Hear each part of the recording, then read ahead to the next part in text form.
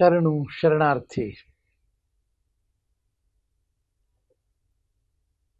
ಬಸವ ಸಮಿತಿಯ ಆನ್ಲೈನ್ ಅರಿವಿನ ಮನೆಯ ಬೆಂಗಳೂರು ವಿಭಾಗದ ಕಾರ್ಯಕ್ರಮ. ಈ ಕಾರ್ಯಕ್ರಮಕ್ಕೆ ಇವತ್ತು ಪೂಜ್ಯ ಬೇಲಿಮಠದ ಶಿವರುದ್ರ ಮಹಾಸ್ವಾಮೀಜಿಗಳು ಬಂದಿದ್ದಾರೆ. ತಮ್ಮೆಲ್ಲರ ಪರವಾಗಿ ಮತ್ತು ಬಸವ ಸಮಿತಿಯ ಪರವಾಗಿ ಅವರಿಗೆ ಹೃತ್ಪೂರ್ವಕವಾದ ಸ್ವಾಗತವನ್ನು ಬಯಸ್ತೇನೆ. ಶರಣು ಶರಣಾರ್ಥಿ. ಪೂಜ್ಯರೇ, ತಮಗೆ ಗೊತ್ತಿರೋ ಹಾಗೆ ಈಗಷ್ಟೇ ನಾವೆಲ್ಲ ಬಸವ ಜಯಂತಿ ಆಚರಣೆಯಲ್ಲಿ ಸಂಪೂರ್ಣವಾಗಿ ತೊಡಗಿಕೊಂಡಿದ್ದೇವೆ. ಇದು ಕೇವಲ ಒಂದು ದಿನದ ಆಚರಣೆಯಲ್ಲ. ಇತ್ತೀಚೆಗೆ ಸಾಕಷ್ಟು ಪ್ರಮಾಣದಲ್ಲಿ ಇದರ ಬೆಳವಣಿಗೆಯಾಗಿ ಮೊದಲು ಎಂದು ಹರಡೀಕರ್ ಮಂಜಪ್ಪನವರು ಮತ್ತು ಧಾರವಾಡದ ಮೃತ್ಯುಂಜಯಪ್ಪಗಳು ಪ್ರಾರಂಭ ಮಾಡಿದ ದಾವಣಗೆರೆಯ ಆ ಒಂದು ಸಣ್ಣ ಪ್ರಯತ್ನ, ಭಜನಾ ಮಂಡಳಿಯ ಪ್ರಯತ್ನ ವಿಕಾಸವಾಗ್ತಾ ಆಗ್ತಾ ಆಗ್ತಾ ಯಾವ ಎತ್ತರಕ್ಕೆ ಬಂದಿದೆ ಅಂದರೆ, ಈಗ ಕೇವಲ ಎಲ್ಲೋ ದಾವಣಗೆರೆಯಿಂದ ಹೋಗಿ ರಾಜ್ಯವನ್ನು ದಾಟಿ ಹೊರ ರಾಜ್ಯಗಳಿಗೆ ಹೋಗಿ ಹೊರ ರಾಷ್ಟ್ರಗಳಲ್ಲಿಯೂ ಕೂಡ ಬರುವಷ್ಟು ವಿಕಾಸವಾಗ್ತಾನೆ ಹೋಗ್ತಾ ಇದೆ. ಅನೇಕ ವೈರುಧ್ಯಗಳ ಮೇಲೆ ಸಾಕಷ್ಟು ವೈರುಧ್ಯಗಳ ವಿರುದ್ಧ ಮಾತಾಡ್ತಾ ವಚನಗಳನ್ನು ಭಾಳ ಒಂಥರ ಕೀಳು ಚಿಂತನದಲ್ಲಿ ಮಂಡಿಸ್ತಾ ಏನೇನೋ ಸಾಕಷ್ಟು ಪ್ರಹಾರಗಳನ್ನು ಮಾಡಿದಾಗ್ಯೂ ಕೂಡ ಬಸವ ತತ್ವ ತನ್ನನ್ನು ತಾನು ಜಾಗೃತ ಮಾಡಿಕೊಂಡು ಹಾಗೆ ಮುಂದುವರಿತಾ ಇದೆ ಗುರುಗಳೇ. ವಿಶೇಷವಾಗಿ ಬಸವ ಸಮಿತಿಯ ಮೂಲಕ ನಾವು ಸಾಕಷ್ಟು ಇದರ ಹಿನ್ನೆಲೆಯಲ್ಲಿ ಬಸವ ಜಯಂತಿಯ ಶತಮಾನೋತ್ಸವವನ್ನು ಕೂಡ ರಾಜ್ಯಾದ್ಯಂತ ನಾವು ಪ್ರವಾಸ ಮಾಡಿ, ಎಲ್ಲಿ ಬಸವಣ್ಣನವರ ಜನನ ಆಗಿತ್ತು ಬಾಗಲಕೋಟೆಯಿಂದ ಆರಂಭ ಮಾಡಿ ಕೊನೆಗೆ ಮತ್ತೆ ಕೂಡಲ ಸಂಗಮದ ಐಕ್ಯ ಸ್ಥಾನದವರೆಗೂ ಕೂಡ ಆ ಯಾತ್ರೆಯನ್ನು ಸುಮಾರು 27 ದಿನ ನಾವು ಮಾಡಿದ್ದು ನೆನಪಿದೆ. ಅವೆಲ್ಲ ಯಾವತ್ತೂ ಶಾಶ್ವತ ಆಗಿದೆ. ಆಗಿನ ಪರಿಸ್ಥಿತಿ ಮತ್ತು ಈಗಿನ ಪರಿಸ್ಥಿತಿ ಈಗಾಗಲೇ ತುಂಬ ವ್ಯತ್ಯಾಸ ಆಗಿದೆ. ವಿಶೇಷವಾಗಿ ನಮಗೀಗ ತಂತ್ರಜ್ಞಾನದ ಸಹಕಾರವಾದ ಮೇಲೆ ಎಲ್ಲರೂ ಭಾಗಿಯಾಗೋದಕ್ಕೆ ಒಂದು ಅವಕಾಶ ಆಗಿದೆ. ಇದರ ಜ್ಞಾನವನ್ನು ಅರಿಯೋದಕ್ಕೆ ಮೊದಲು ಎಲ್ಲೋ ಒಂದು ಸಂಸ್ಥೆಯಲ್ಲಿ, ಯಾವುದೋ ಒಂದು ಮಠದಲ್ಲಿ, ಯಾವುದೋ ಒಂದು ಪ್ರವಚನದಲ್ಲಿ ಈ ರೀತಿ ನಡೀತಾ ಇದ್ದದನ್ನು ಆ ಕ್ಷೇತ್ರದ ಜನ ಕೇಳ್ತಾ ಇದ್ದರು, ಅದರ ಸುಖ ಪಡ್ತಿದ್ರು. ಅದು ಎಷ್ಟರ ಮಟ್ಟಿಗೆ ಕೇಳ್ತಿದ್ರು, ಯಾವ ರೀತಿಯಲ್ಲಿ ಅರ್ಥೈಸ್ಕೊಳ್ತಾ ಇದ್ರು, ಉಪನ್ಯಾಸಕರು ಕೂಡ ಯಾವ ನೆಲೆಯಲ್ಲಿ ಮಾತಾಡ್ತಾ ಇದ್ರು, ಎಲ್ಲಕ್ಕೂ ಪ್ರಭಾವಕ್ಕೊಳಗಾಗಿ ಎಲ್ಲವನ್ನು ಮೀರಿ ಮೀರಿ ಮೀರಿ ಮೀರಿ ಇವತ್ತು ಈ ಹಂತದಲ್ಲಿ ಇದೆ ಗುರುಗಳು. ಈಗ ಈ ಹಿನ್ನೆಲೆಯನ್ನು ನಾನು ಗಮನಿಸೋದಾದರೆ, ಇತ್ತೀಚೆಗೆ ವಿಶೇಷವಾಗಿ ಕರ್ನಾಟಕದಲ್ಲಿ ನಮ್ಮ ಘನ ಕರ್ನಾಟಕ ಸರ್ಕಾರದ ಮುಖ್ಯಮಂತ್ರಿಗಳಾದ ಸಿದ್ದರಾಮಯ್ಯನವರು ಮತ್ತು ಅವರ ಮಂತ್ರಿಮಂಡಳ ಬಸವ ಜಯಂತಿಯ ಬಗ್ಗೆ ವಿಶೇಷವಾದ ಒಂದು ಆಸಕ್ತಿಯನ್ನು ತೋರಿಸಿ ಕೂಡಲ ಸಂಗಮದಲ್ಲಿ ವಿಶೇಷವಾದ ಕಾರ್ಯಕ್ರಮ ಮಾಡಿಸಿ, ಅಷ್ಟೇ ಅಲ್ಲ ಇಡೀ ರಾಜ್ಯದ ಎಲ್ಲ ಜಿಲ್ಲೆಗಳಲ್ಲಿಯೂ ಕೂಡ ಬಸವ ಜಯಂತಿ ಸರ್ಕಾರದ ಸಹಯೋಗದಲ್ಲಿ ಆಗಬೇಕು ಅಂತ ಹೇಳಿ ಕನ್ನಡ ಸಂಸ್ಕೃತಿ ಇಲಾಖೆಯ ಸಹಯೋಗವನ್ನು ಸಂಪೂರ್ಣವಾಗಿ ಕೈ ಜೋಡಿಸಿದ್ದಕ್ಕೆ ಈ ವರ್ಷ ಅನೇಕ ಕಾರ್ಯಕ್ರಮಗಳನ್ನು ನಾವು ನೋಡ್ತಾ ಬಂದಿದ್ದೇವೆ. ಹೇಗೆ ಬಸವ ಜಯಂತಿಯನ್ನು ಆಚರಿಸಿದ್ರು ಅನ್ನೋದು ಸ್ವಲ್ಪ ಆತ್ಮಾವಲೋಕನಕ್ಕಾಗಿ, ಯಾವುದನ್ನು ಟೀಕೆ ಟಿಪ್ಪಣಿ ಮಾಡೋದಕ್ಕಾಗಿ ಅಲ್ಲ. ಈ ಆತ್ಮಾವಲೋಕನ ಮಾಡಿದಾಗ ಅನೇಕ ಕಡೆ ಮೋಟರ್ ಸೈಕಲ್ ರ್ಯಾಲಿಗಳಾದವು, ಕಾರ್ ರ್ಯಾಲಿಗಳಾದವು, ಅನೇಕರು ಈ ಸ್ವರೂಪದಲ್ಲಿಯೂ ಕೂಡ ಬಸವ ಜಯಂತಿಗಳಾದವು. ಯಾವುದೂ ಕೂಡ ಅವರವರಿಗೆ ತಿಳಿದಷ್ಟು ಎಲ್ಲರಲ್ಲಿ ಪ್ರಜ್ಞೆ ಮೂಡಿಸೋದಕ್ಕಾಗಿ, ನಾವೆಲ್ಲ ಸಂಘಟಿತರಿದ್ದೇವೆ ಅನ್ನೋ ತೋರಿಸೋದಕ್ಕಾಗಿ ಆದರೂ ಕೂಡ ಎಲ್ಲರೂ ಮಾಡಿದ್ದು ನಿಜಕ್ಕೂ ಒಂದು ಶಕ್ತಿಯನ್ನು ತುಂಬಿದ ಗುರುಗಳೇ. ಒಂದು 2-3 ದಿನದ ಹಿಂದೆ, ಬಹುಶಃ 4 ದಿನ ಇರಬೇಕು, ಬೆಳಗಾವಿಯಲ್ಲಿ ಬಸವ ಪರ ಸಂಘಟನೆಗಳು ಎಲ್ಲವೂ ಕೂಡಿ ಮಾಡಿದ ಈ ಒಂದು ಪ್ರಯತ್ನ ಭಾಳ ಅದ್ಭುತವಾಗಿತ್ತು ಗುರುಗಳೇ. ಅದರ ಒಂದು ಹಿನ್ನೆಲೆಯನ್ನು ನೋಡಿದಾಗ ಜನಗಳಲ್ಲಿ, ಬಸವ ಭಕ್ತರಲ್ಲಿ ಇದ್ದಂಥ ಆಸ್ಥೆ, ವಚನಗಳ ಹಾಡುಗಳು ಪ್ರತಿಯೊಂದನ್ನು ವಚನಮಯವಾಗಿ ನಿಜಕ್ಕೂ ಮತ್ತೆ ಬಸವಣ್ಣ ಏನೋಗ್ತೇನೆ ಅನೇಕ ಜನ ಹಾಡ್ತಾರೆ, ಬಸವಣ್ಣ ಹುಟ್ಟಿ ಬಾ ಬಸವಣ್ಣ ಅಂತ. ಈ ಸಲ ನನಗನ್ನಿಸಿದ್ದು ನಿಜಕ್ಕೂ ಶರಣರು ಬಯಲಿನಲ್ಲಾದರೂ ಜಾಗೃತರಾಗಿ ನಮಗೆಲ್ಲರಿಗೂ ಕೂಡ ಪ್ರಜ್ಞಾಪೂರ್ವಕವಾಗಿ ಪ್ರೇರಣೆ ನೀಡ್ತಾ ಇದ್ದಾರೆ. ಇಷ್ಟು ದಿನ ನೀವೇನು ಮಾಡ್ಕೊಂಬಂದ್ರಿ, ಇದೆಲ್ಲ ಮಾಡ್ಕೊಂಬಂದಿದ್ದೀರಾ, ಏನು ತೊಂದರೆ ಇಲ್ಲ, ಬೆಳೆಸ್ತಾ ಬೆಳೆಸ್ತಾ ಬೆಳೆಸ್ತಾ ಒಂದು ಹಂತವನ್ನು ಮೀರಿ ಹೋಗಿದೆ. ಇದರಲ್ಲಿ ಸಾಕಷ್ಟು ತಮಗೆ ಅನುಭವ ಇದೆ. ಏನೇನಿತ್ತು, ಎಲ್ಲೆಲ್ಲಿ ಇದನ್ನು ಹಾದಿ ತಪ್ಪಿಸೋಕೆ ನೋಡಿದ್ರು, ಎಷ್ಟು ಹಗುರವಾಗಿ ಮಾತಾಡಿದ್ದವ್ರನ್ನ ನಾವು ಕೇಳಿದ್ವಿ. ಏನೇ ಇದ್ಕೊಂಡು ಹೋಗಲಿ, ಅದನ್ನು ಬರೀ ಅದರ ಬಗ್ಗೆ ಟೀಕೆ ಟಿಪ್ಪಣಿ ಬೇಡ. ಈಗ ಆಗಿದ್ದನ್ನು ಎಲ್ಲರಿಗೂ ಕೂಡ ಬಸವ ಸಮಿತಿಯ ಪರವಾಗಿ ಸಮಸ್ತ ಬಸವ ಭಕ್ತರಿಗೆ, ಬಸವ ಪರ ಸಂಘಟನೆಗಳಿಗೆ ಒಂದು ಜವಾಬ್ದಾರಿಯುತವಾದ ಸಂಸ್ಥೆಯಾಗಿ ಬಸವ ಸಮಿತಿ ತಮಗೆಲ್ಲರಿಗೂ ಹೃತ್ಪೂರ್ವಕವಾದ ಕೃತಜ್ಞತೆಗಳನ್ನು ಸಲ್ಲಿಸುತ್ತದೆ. ಈ ನೆಲೆಯಲ್ಲಿ ಬಸವ ಸಮಿತಿ ತನ್ನ ಜವಾಬ್ದಾರಿಯನ್ನು ಅತ್ಯಂತ ಗೌರವದಿಂದ ಬಸವ ಜಯಂತಿ ಅನ್ನೋದನ್ನು ವಿಶ್ವ ಬಸವ ಜಯಂತಿಯನ್ನಾಗಿ ರೂಪಿಸಿ ವಿಶ್ವದ ಅನೇಕಾನೇಕ ಕಡೆ ನಮ್ಮೊಡನೆ ತಂತ್ರಜ್ಞಾನದ ಬಳಕೆಯನ್ನು ಮಾಡಿಕೊಂಡು ಅಮೆರಿಕಾದಲ್ಲಿ 28 ಕೇಂದ್ರಗಳಲ್ಲಿ, ಹಾಗೆ ಮುಂದೆ ಆಸ್ಟ್ರೇಲಿಯಾದಲ್ಲಿ ಸಮಸ್ತ ಆಸ್ಟ್ರೇಲಿಯಾದ ಮೂಲೆ ಮೂಲೆಗಳಲ್ಲಿಯೂ ಬಸವ ಜಯಂತಿ, ಅತೀ ದೂರದ ನ್ಯೂಜಿಲ್ಯಾಂಡ್ನಲ್ಲಿಯೂ ಬಸವ ಜಯಂತಿ, ಅಲ್ಲಿಂದ ಸಿಂಗಾಪುರದಲ್ಲಿ, ಆಮೇಲೆ ಮಲೇಷ್ಯಾದ ಕೌಲಾಲಂಪೂರಲ್ಲಿ, ಅಲ್ಲಿಂದ ಹಾಗೆ ಮುಂದುವರಿತಾ ಭಾರತದ ರಾಜ್ಯಗಳೆಲ್ಲ ಆಗಬೇಕು. ಆದರೆ ಇನ್ನೂ ಅದು ನಾವು ಸಾಧನೆ ಆಗ್ತಾ ಇಲ್ಲ ಗುರುಗಳೇ. ಆದರೂ ಇಂದಿಲ್ಲ ನಾಳೆ ಅದು ಬೆಳೀತಾ ಹೋಗ್ತದೆ. ನಮ್ಮ ಪ್ರಯತ್ನ ಸಾಕಷ್ಟು ಜೋರಾಗಿ ನಾವು ಮಾಡ್ತಾ ಇದ್ದೇವೆ. ಅಲ್ಲಿಂದ ಮುಂದೆ ಹಾಗೆ ಯುನೈಟೆಡ್ ಕಿಂಗ್ಡಮಲ್ಲಿ, ಇಟಲಿನಲ್ಲಿ ಬಸವ ಜಯಂತಿ ಮಾಡಿದ್ದಾರೆ, ಪೋಲೆಂಡಲ್ಲಿ ಬಸವ ಜಯಂತಿ ಮಾಡಿದ್ದಾರೆ, ಯುನೈಟೆಡ್ ಕಿಂಗ್ಡಮಲ್ಲಿ ಬಸವ ಜಯಂತಿ ಮಾಡಿದ್ದಾರೆ, ಯುನೈಟೆಡ್ ಅರಬ್ ಎಮಿರೇಟ್ಸಲ್ಲಿ, ಇದೇನು ದುಬೈ ಅಂತ 7 ದೇಶಗಳ ಸಮುಚ್ಚಯ, ಎಲ್ಲ 7 ದೇಶಗಳಲ್ಲಿಯೂ ಕೂಡ ಬಸವ ಸಮಿತಿ ಇದೆ ಗುರುಗಳೇ. ಇದು ನಾವು ಮಾಡಿದ್ದೀವಿ ಅಂತ ನನಗೆ ಎಂದೆಂದೂ ನನ್ನಲ್ಲಿ ಆ ಭಾವನೆ ಕೂಡ ಬರಲ್ಲ. ಎಲ್ಲರೂ ಸ್ವತಂತ್ರರು.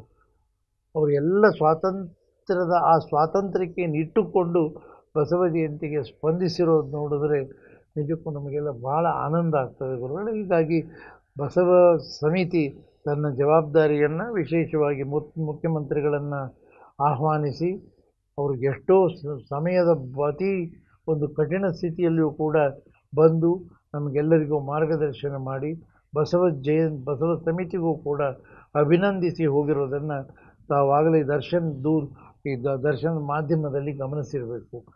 ಹೀಗೆ ಬಸವ ಸಮಿತಿ ಇನ್ನು ಮುಂದುವರಿಯುತ್ತೆ. ಕಾರ್ಯಕ್ರಮ ನಾವು ನಿಲ್ಲಿಸೋದಿಲ್ಲ.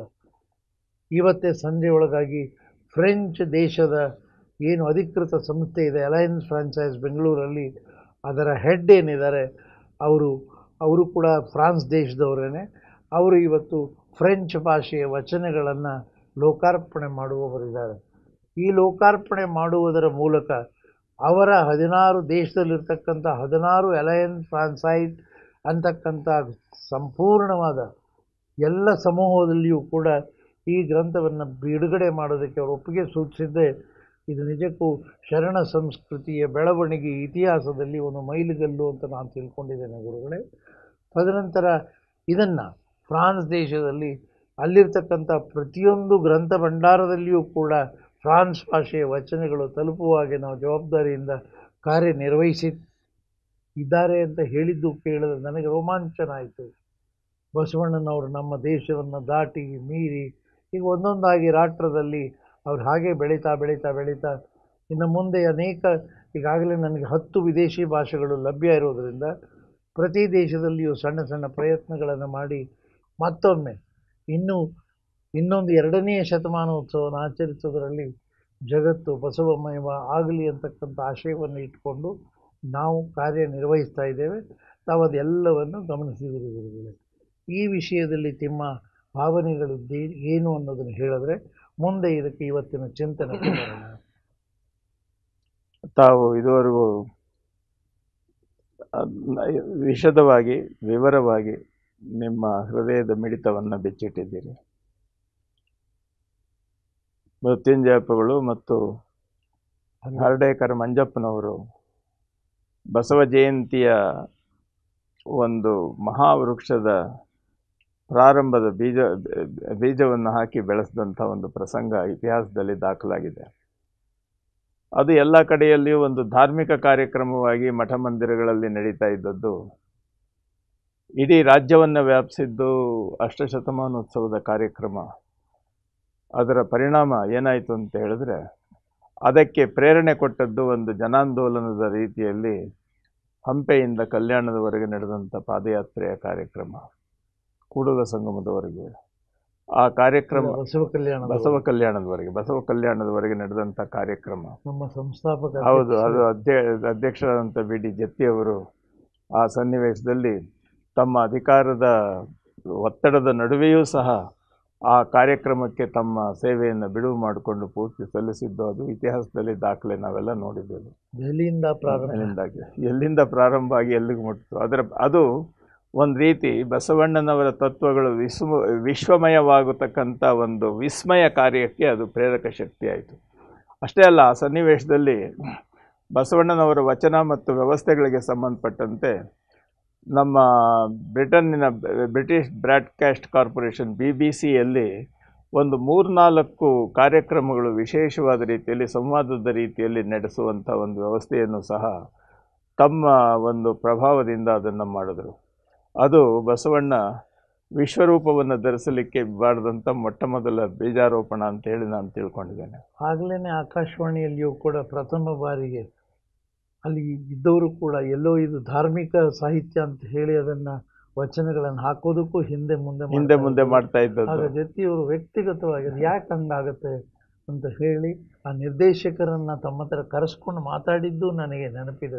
ಅಲ್ಲ, ಇದೆಲ್ಲದರ ಪರಿಣಾಮ ಇವತ್ತೇನಾಗಿದೆ ಅಂತ ಹೇಳಿದ್ರೆ, ಅದು ಬಹಳ ರೀತಿಯಿಂದ ಅದು ಬಸವ ಬೀಜ ಎಲ್ಲ ಕಡೆಯಲ್ಲೂ ಮೊಳೆತು ದೊಡ್ಡ ಮಹಾವೃಕ್ಷವಾಗಿ, ಅಷ್ಟೇ ಅಲ್ಲ ಮಹಾ ಬಸವಾರಣ್ಯವಾಗಿ ಬೆಳೀತಕ್ಕಂಥ ಒಂದು ವ್ಯವಸ್ಥೆಯನ್ನು ಇವತ್ತು ನಾವು ಪ್ರಪಂಚದಲ್ಲಿ ನೋಡ್ತಾ ಇದ್ದೇವೆ.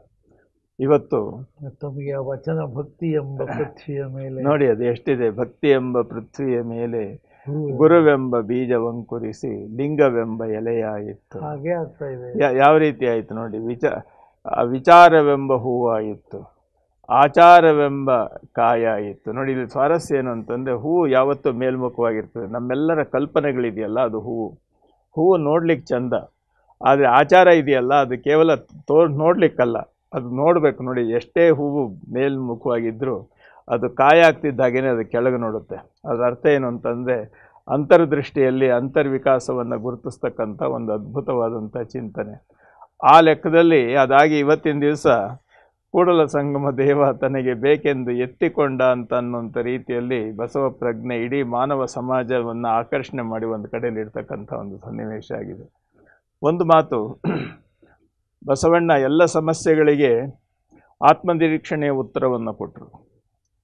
ಲೋಕದ ಡೊಂಕ ನೀವೇಕೆ ತಿದ್ದುವಿರಿ, ಅವನು ಹಾಗೆ ಹೇಳ್ತಾನೆ, ಇವನು ಹೇಗೆ ಹೇಳ್ತಾನೆ, ಅವನು ಹೇಳಿದ ತಪ್ಪು, ಇವನು ಹೇಳಿದ ಸರಿ, ಅವನ ಅಯೋಗ್ಯ, ಅದು ಇರಲಿಲ್ಲ, ಇದು ಉಂಟು, ಇವೆಲ್ಲ ಏನು ಅಂತಂದ್ರೆ ಇವೆಲ್ಲ ವಚನಗಳ ಮುಖಾಂತರವಾಗಿ ವಚನದ ಮೇಲೆ ಹತ್ತಿ ನಾವು ತಮ್ಮ ಪ್ರದರ್ಶನ ಮಾಡ್ಕೊಳ್ತಕ್ಕಂಥದ್ದನ್ನು ವಚನ ದರ್ಶನ ಅಂತ ನೋಡುವಂಥ ಸನ್ನಿವೇಶಗಳು ಸೃಷ್ಟಿಯಾದವು. ಇವೆಲ್ಲದರ ಮಧ್ಯದಲ್ಲಿ ಬಸವಣ್ಣ ಹೇಳಿದ್ದೊಂದೇ, ನಿಮ್ಮ ತನುವ ಸಂತೈಸಿಕೊಳ್ಳಿ. ಅಂದರೆ ಶರಣ ಪ್ರಜ್ಞೆಯ ವಚನಗಳನ್ನು ಓದೋದಷ್ಟೇ ಅಲ್ಲ, ಅದು ನಿಮ್ಮ ಆಚರಣೆಯಲ್ಲಿ ಇದೆಯಾ ಅನ್ನೋದನ್ನು ನೋಡಿಕೊಳ್ಳಿ, ತನುವ ಸಂತೈಸಿಕೊಳ್ಳಿ. ಆಮೇಲೆ ಅಷ್ಟೇ ಅಲ್ಲ, ಮಾಡುವ ಮಾಟದಲ್ಲಿ ತಾನಿಲ್ಲದೆ ಇರತಕ್ಕಂಥ ನಿರ್ಲಿಪ್ತತೆಯ ನಿಜಾನುಭವದ ನೆಲೆಯಲ್ಲಿ ನಿಮ್ಮ ಮನವ ಸಂತೈಸಿಕೊಳ್ಳಿ. ತನುಮನವನ್ನು ಸಂತೈಸಿಕೊಂಡು ಬಸವ ಪ್ರಜ್ಞೆಯನ್ನು ತಮ್ಮ ಅಂತರಂಗದಲ್ಲಿ ತುಂಬಿಕೊಂಡು ಬಹಿರಂಗದಲ್ಲಿ ನಡೀತಕ್ಕಂಥ ವ್ಯವಸ್ಥೆಯನ್ನು ನೋಡಿಸೋದಿದೆಯಲ್ಲ, ಇದು ಬಸವ ಧರ್ಮ. ನೋಡಿ, ನಮ್ಮ ಹಿರಿಯರು ಹಿಂದೆನೇ ಹೇಳಿದ್ರು, ಧರ್ಮ ಅಂತ ಅನ್ನೋದು ಮಾತಾಡುವ ವಸ್ತುವಲ್ಲ, ಆಚರಣೆಯ ವಸ್ತು. ಧರ್ಮಂ ಚರ ಅಂತ ಹೇಳಿದ್ರು, ಧರ್ಮದಂತೆ ನಡೆ ಅಂತ ಹೇಳಿದ್ರು. ಧರ್ಮಂ ವದ ಅಂತ ಹೇಳಲಿಲ್ಲ, ಧರ್ಮದ ಬಗ್ಗೆ ಭಾಷಣ ಮಾಡುವಂತ ಹೇಳಲಿಲ್ಲ. ಧರ್ಮ ಅಂದರೆ ಅದು ನಡೆ, ಸತ್ಯವಾಗಿರ್ತಕ್ಕಂಥದ್ದು ನುಡಿ. ಈ ನಡೆನುಡಿಗಳನ್ನು ಸತ್ಯ ಮತ್ತು ಧರ್ಮವನ್ನು ಜೋಡಿಸ್ತಕ್ಕಂಥ ವಿಧಾನವನ್ನು ಉಪನಿಷತ್ತಿನಲ್ಲಿ ಏನು ಹೇಳಿದ್ರು, ಸತ್ಯ ಧರ್ಮ ದೃಷ್ಟಯೇ ಅಂತ ಏನು ಹೇಳಿದ್ರು, ನಡೆನುಡಿಗಳನ್ನು ಜೋಡಿಸುವಂಥದ್ದು. ಇದು ಕೇವಲ ಪಂಡಿತರ ಗದ್ದಲದಲ್ಲಿ ತಮ್ಮ ತನವನ್ನು ಕಳೆದುಕೊಂಡು ಕೇವಲ ಆಡಂಬರದ ನೆಲೆಯಲ್ಲಿ ನಿಂತಂಥದ್ದನ್ನು ಮತ್ತೆ ವಾಸ್ತವವಾಗಿ ತನ್ನ ನೆಲೆಯಲ್ಲಿ ಅದಕ್ಕೆ ಸ್ಪಷ್ಟವಾದಂಥ ರೂಪನ್ನು ಕೊಟ್ಟು ಜನರ ಮನಸ್ಸಿನಲ್ಲಿ ಈ ಸತ್ಯದ ಬೀಜವನ್ನು ಬಿತ್ತಿ ಧರ್ಮದ ನಡೆಯನ್ನು ಪ್ರೋತ್ಸಾಹ ಮಾಡಿದಂಥದ್ದು ಅಪ್ಪ ಬಸವಣ್ಣನವರ ಕೃತಿಯಾಯಿತು. ಅದು ಬಸವ ಜಯಂತಿಯಿಂದ ಇಡೀ ಪ್ರಪಂಚವನ್ನು ವ್ಯಾಪಿಸ್ಕೊಂಡು ಬಂದಿದೆ. ನೋಡಿ, ಇತಿಹಾಸದಲ್ಲಿ ಇಂಥ ಪ್ರಸಂಗಗಳು ಬಹಳ ಬರ್ತಾ ಇವೆ. ಇವತ್ತು ಕಾಲ ನೋಡಿ, ಇವತ್ತು ಇಡೀ ಪ್ರಪಂಚದಲ್ಲಿ ಯಾರೂ ಯಾರ ಮೇಲೆಯೂ ನಂಬಿಕೆ ಇಟ್ಟುಕೊಳ್ಳದೆ ಎಲ್ಲರೂ ತಮ್ಮ ಸ್ವಾರ್ಥಕ್ಕಾಗಿ ಹೊರಗೊಂದು ಪರಿ ಒಳಗೊಂದು ಪರಿ ವಿಚಾರಿಸಿದರೆ ಏನೂ ಹುರುಳಿಲ್ಲವಯ್ಯ ಅನ್ನುವಂಥ ರೀತಿಯಲ್ಲಿ ಇವತ್ತು ಪ್ರಪಂಚ ನಡೀತಾ ಇದೆ. ಆ ಸನ್ನಿವೇಶದಲ್ಲೇ ಎಲ್ಲರ ಗಮನ ಅಪ್ಪ ಬಸವಣ್ಣನ ಕಡೆ ತಿರುಗ್ತಾ ಇದೆ. ಇದೇನು ಅಂತ ಹೇಳಿದ್ರೆ ನನಗನ್ಸುತ್ತೆ, ಪ್ರಪಂಚದಲ್ಲಿರ್ತಕ್ಕಂಥ ಎಲ್ಲ ಆಡಂಬರಗಳು ಮತ್ತು ಪರಸ್ಪರ ವಿಚಾರ ವಿನಿಮಯ ಮಾಡಿಕೊಳ್ಳದೆ ಇರತಕ್ಕಂಥ ಅಹಮಿಕೆಯ ಭಾವ, ಅಹಂಭಾವಗಳು ಮತ್ತು ಈ ಅನುಮಾನಗಳು, ಇವೆಲ್ಲಕ್ಕೂ ಉತ್ತರವಾಗಿ ಎಲ್ಲರೂ ಇಡೀ ಜಗತ್ತಿನಲ್ಲಿ ಆಶ್ರಯಿಸಬೇಕಾದದ್ದು ಬಸವ ಧರ್ಮದ ಆಚರಣೆಯನ್ನು ಅಂತನ್ನುವಂಥ ಕಾಲ ಇವತ್ತು ಬರಲಿಕ್ಕೆ ನಿಮ್ಮ ಭಾಷಾಂತರಗಳು ಅಪ್ಪ ಬಸವಣ್ಣನ ಪ್ರೇರಣೆಯಿಂದ ಎಲ್ಲರ ಮನಸ್ಸುಗಳಿಗೆ ಮುಟ್ಟತಕ್ಕಂಥ ಕಾರ್ಯವನ್ನು ಮಾಡ್ತಾ ಇದೆ ಅನ್ನೋದನ್ನು ನಾವು ಗಮನಿಸಬೇಕು. ನೋಡಿ, ಇವತ್ತು ಬುದ್ಧ ಪೂರ್ಣಿಮೆ. ಗುರುಗಳೇ, ಇವತ್ತು ಬುದ್ಧ ಪೂರ್ಣಿಮೆ. ಬುದ್ಧ ಪೂರ್ಣಿಮೆ ನೆಲೆಯಲ್ಲಿ ನಾವೆಲ್ಲ ಹೇಳ್ತೇವೆ ಬುದ್ಧ, ಬಸವ, ಅಂಬೇಡ್ಕರ್ ಅಂತ ಅನ್ನೋಂಥ ಶಬ್ದಗಳನ್ನು ಜೋಡಿಸಿ ನಾವು ಉಪನ್ಯಾಸಗಳನ್ನು ಮಾಡ್ತೇವೆ. ಬ್ಯಾನರ್ ಮೂರು ಚಿತ್ರ ಹಾಕ್ತೇವೆ, ಭಾಷಣಗಳಲ್ಲಿ ಶಬ್ದಗಳಲ್ಲಿ ಉಪಯೋಗಿಸ್ತೇವೆ. ಆದರೆ ಬುದ್ಧ ವಾಸ್ತವವಾದಂಥ ರೀತಿಯಿಂದ ನಾವು ಗಮನಿಸಬೇಕು. ವಿಸ್ತೃತವಾಗಿ ಹೇಳಿ ಗುರುಗಳೇ. ಅಲ್ಲ, ಬುದ್ಧ ವಾಸ್ತವವಾದ ರೀತಿಯಲ್ಲಿ ನಾವು ಗಮನಿಸಬೇಕು. ಆತ ಒಬ್ಬ ರಾಜಕುಮಾರ, ಸ್ವಾರ್ಥಿಯಾಗಿ ಯಾವ ಲೆಕ್ಕದಲ್ಲೂ ಬೇಕಾದರೂ ಬೆಳೆಯುವಂತಹ ಎಲ್ಲ ಅನುಕೂಲಗಳಿದ್ದವನು. ಆದರೆ ಲೋಕದ ವ್ಯವಸ್ಥೆಯನ್ನು ನೋಡಿದಾಗ ಇನ್ನೊಬ್ಬರ ನೋವು ನನ್ನ ನೋವು ಅಂತ ಅನ್ನೋಂಥ ರೀತಿಯಿಂದ ಅದನ್ನು ತಿಳ್ಕೊಂಡಂಥ ಒಂದು ಸನ್ನಿವೇಶದಲ್ಲಿ ಈ ರಾಜ್ಯಾಡಂಬರ ಮತ್ತು ಅಧಿಕಾರದ ಲಾಲಸೆ ಬೇಡ ಅಂತ ಹೇಳಿ ಇದ್ದಕ್ಕಿದ್ದ ಹಾಗೆ ಮನೆ ಬಿಟ್ಟು ಹೋದ, ಅರಮನೆಯನ್ನು ಬಿಟ್ಟು ಹೋದ. ಅದನ್ನು ದ ರಾ ಬೇಂದ್ರೆಯವರು ತಮ್ಮ ಕವನದಲ್ಲಿ ಹೇಳ್ತಾರೆ, ಬುದ್ಧನ ಕವನದಲ್ಲಿ ಮೊದಲನೇ ಸಾಲಿನಲ್ಲಿ, ಬುದ್ಧ ಬುದ್ಧ ಜಗವೆಲ್ಲ ಮಲಗಿರಲು ಅವನೊಬ್ಬನೆದ್ದ ಅಂತ.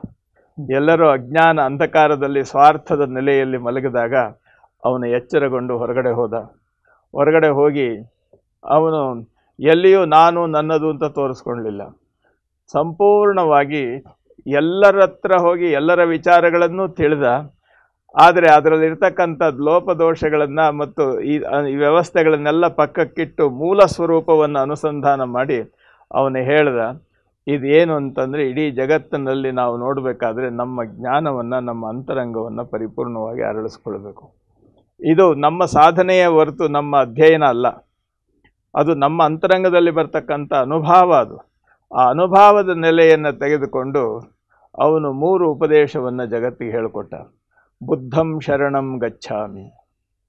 ಬುದ್ಧ ಅಂತ ಹೇಳಿದ್ರೆ ದ್ವಂದ್ವ ಇಲ್ಲದೆ ಇರತಕ್ಕಂಥ ವಾಸ್ತವ ಸತ್ಯವನ್ನು ಸಂಪೂರ್ಣವಾಗಿ ಅನುಭವಿಸಿ ಆ ಬೆಳಕಿನಲ್ಲಿ ನಿಂತುಕೊಳ್ಳುವಂಥ ಒಂದು ಸಹಜ ಸ್ಥಿತಿ ಇದೆಯಲ್ಲ, ಅದು ಬುದ್ಧತ್ವ. ಅವನ ಹೆಸರು ಗೌತಮ, ಆದರೆ ಜನ ಎಲ್ಲ ಬುದ್ಧ ಅಂದರು. ಬುದ್ಧ ಅಂತ ಹೇಳಿದ್ರೆ ಎಲ್ಲವನ್ನೂ ಮೀರಿ ನಿಂತವ ಮತ್ತು ಎಲ್ಲವನ್ನೂ ತನ್ನ ಅನುಭವದಲ್ಲಿ ಹಿಡಿದಿಟ್ಟುಕೊಂಡಿರ್ತಕ್ಕಂಥ ಪರಂಜ್ಯೋತಿ. ಮಾತು ಮನಂಗಳಿಗೆ ಅತ್ತತ್ತ ಮೀರಿದ ಸಾತಿಶಯದ ನಿರುಪಾಧಿಕ ನಿರ್ಮಲ ಜ್ಯೋತಿ ಅಂತ ಹೇಳ್ತಾರಲ್ಲ ನಮ್ಮ ನಿಜಗುಣ ಶಿವಯೋಗಿಗಳು. ಆ ತತ್ವವನ್ನು ಬುದ್ಧತ್ವ ಅಂತ ಅನ್ನೋದಕ್ಕೆ ನಾವು ಜೋಡಿಸ್ಬೋದು. ಆ ರೀತಿ ಮಾತು ಮನಸ್ಸುಗಳಿಗೆ ಮೀರಿದಂಥ ಎತ್ತರವನ್ನು ತಲುಪಿದ ಬುದ್ಧ ತಾನು ಎರಡನೇದಾಗಿ ಹೇಳಿದ್ದು ಸಂಘಂ ಶರಣಂ ಗಚ್ಛಾಮಿ. ಬುದ್ಧಂ ಶರಣಂ ಗಚ್ಛಾಮಿ, ನಂತರ ಸಂಘಂ ಶರಣಂ ಗಚ್ಛಾಮಿ. ಸಂಘ ಅಂತಂದರೆ ಸಮೂಹ, ಸಮೂಹ ಪ್ರಜ್ಞೆ. ನಾನೊಬ್ಬನೇ ತಿಳುವಳಿಕೆ ಉಳ್ಳವನು, ಬಾಕಿಯವ್ರ ಗತಿ ಏನು ಅಂತ ಹೇಳಿ ಎಲ್ಲರನ್ನೂ ಬಿಟ್ಟು ತಾನೊಬ್ಬನೇ ಬೆರೆಯುವಂಥದ್ದು ವಿಚಾರ ಬೇರೆ. ಆದರೆ ಎಲ್ಲರನ್ನೂ ಒಳಗೊಂಡು ಎಲ್ಲರ ನೋವಿಗೆ, ಎಲ್ಲರ ಆನಂದಕ್ಕೆ, ಎಲ್ಲದಕ್ಕೂ ತಾನು ಸಂಪೂರ್ಣವಾಗಿ ಕರಗಿ ಹೋಗ್ತಕ್ಕಂಥ ಸಮೂಹ ಪ್ರಜ್ಞೆ ಇದೆಯಲ್ಲ, ಅದು ಸಂಘಂ ಶರಣಂ ಗಚ್ಛಾಮಿ ಅಂತ. ಸಂಘಂ ಶರಣಂ ಗಚ್ಛಾಮಿ ಅಂತಂದರೆ ಸಮಾನ ಮನಸ್ಕರನ್ನೆಲ್ಲ ಒಟ್ಟುಗೂಡಿಸಿಕೊಳ್ಳುವಂಥ ಒಂದು ವಿಧಾನ.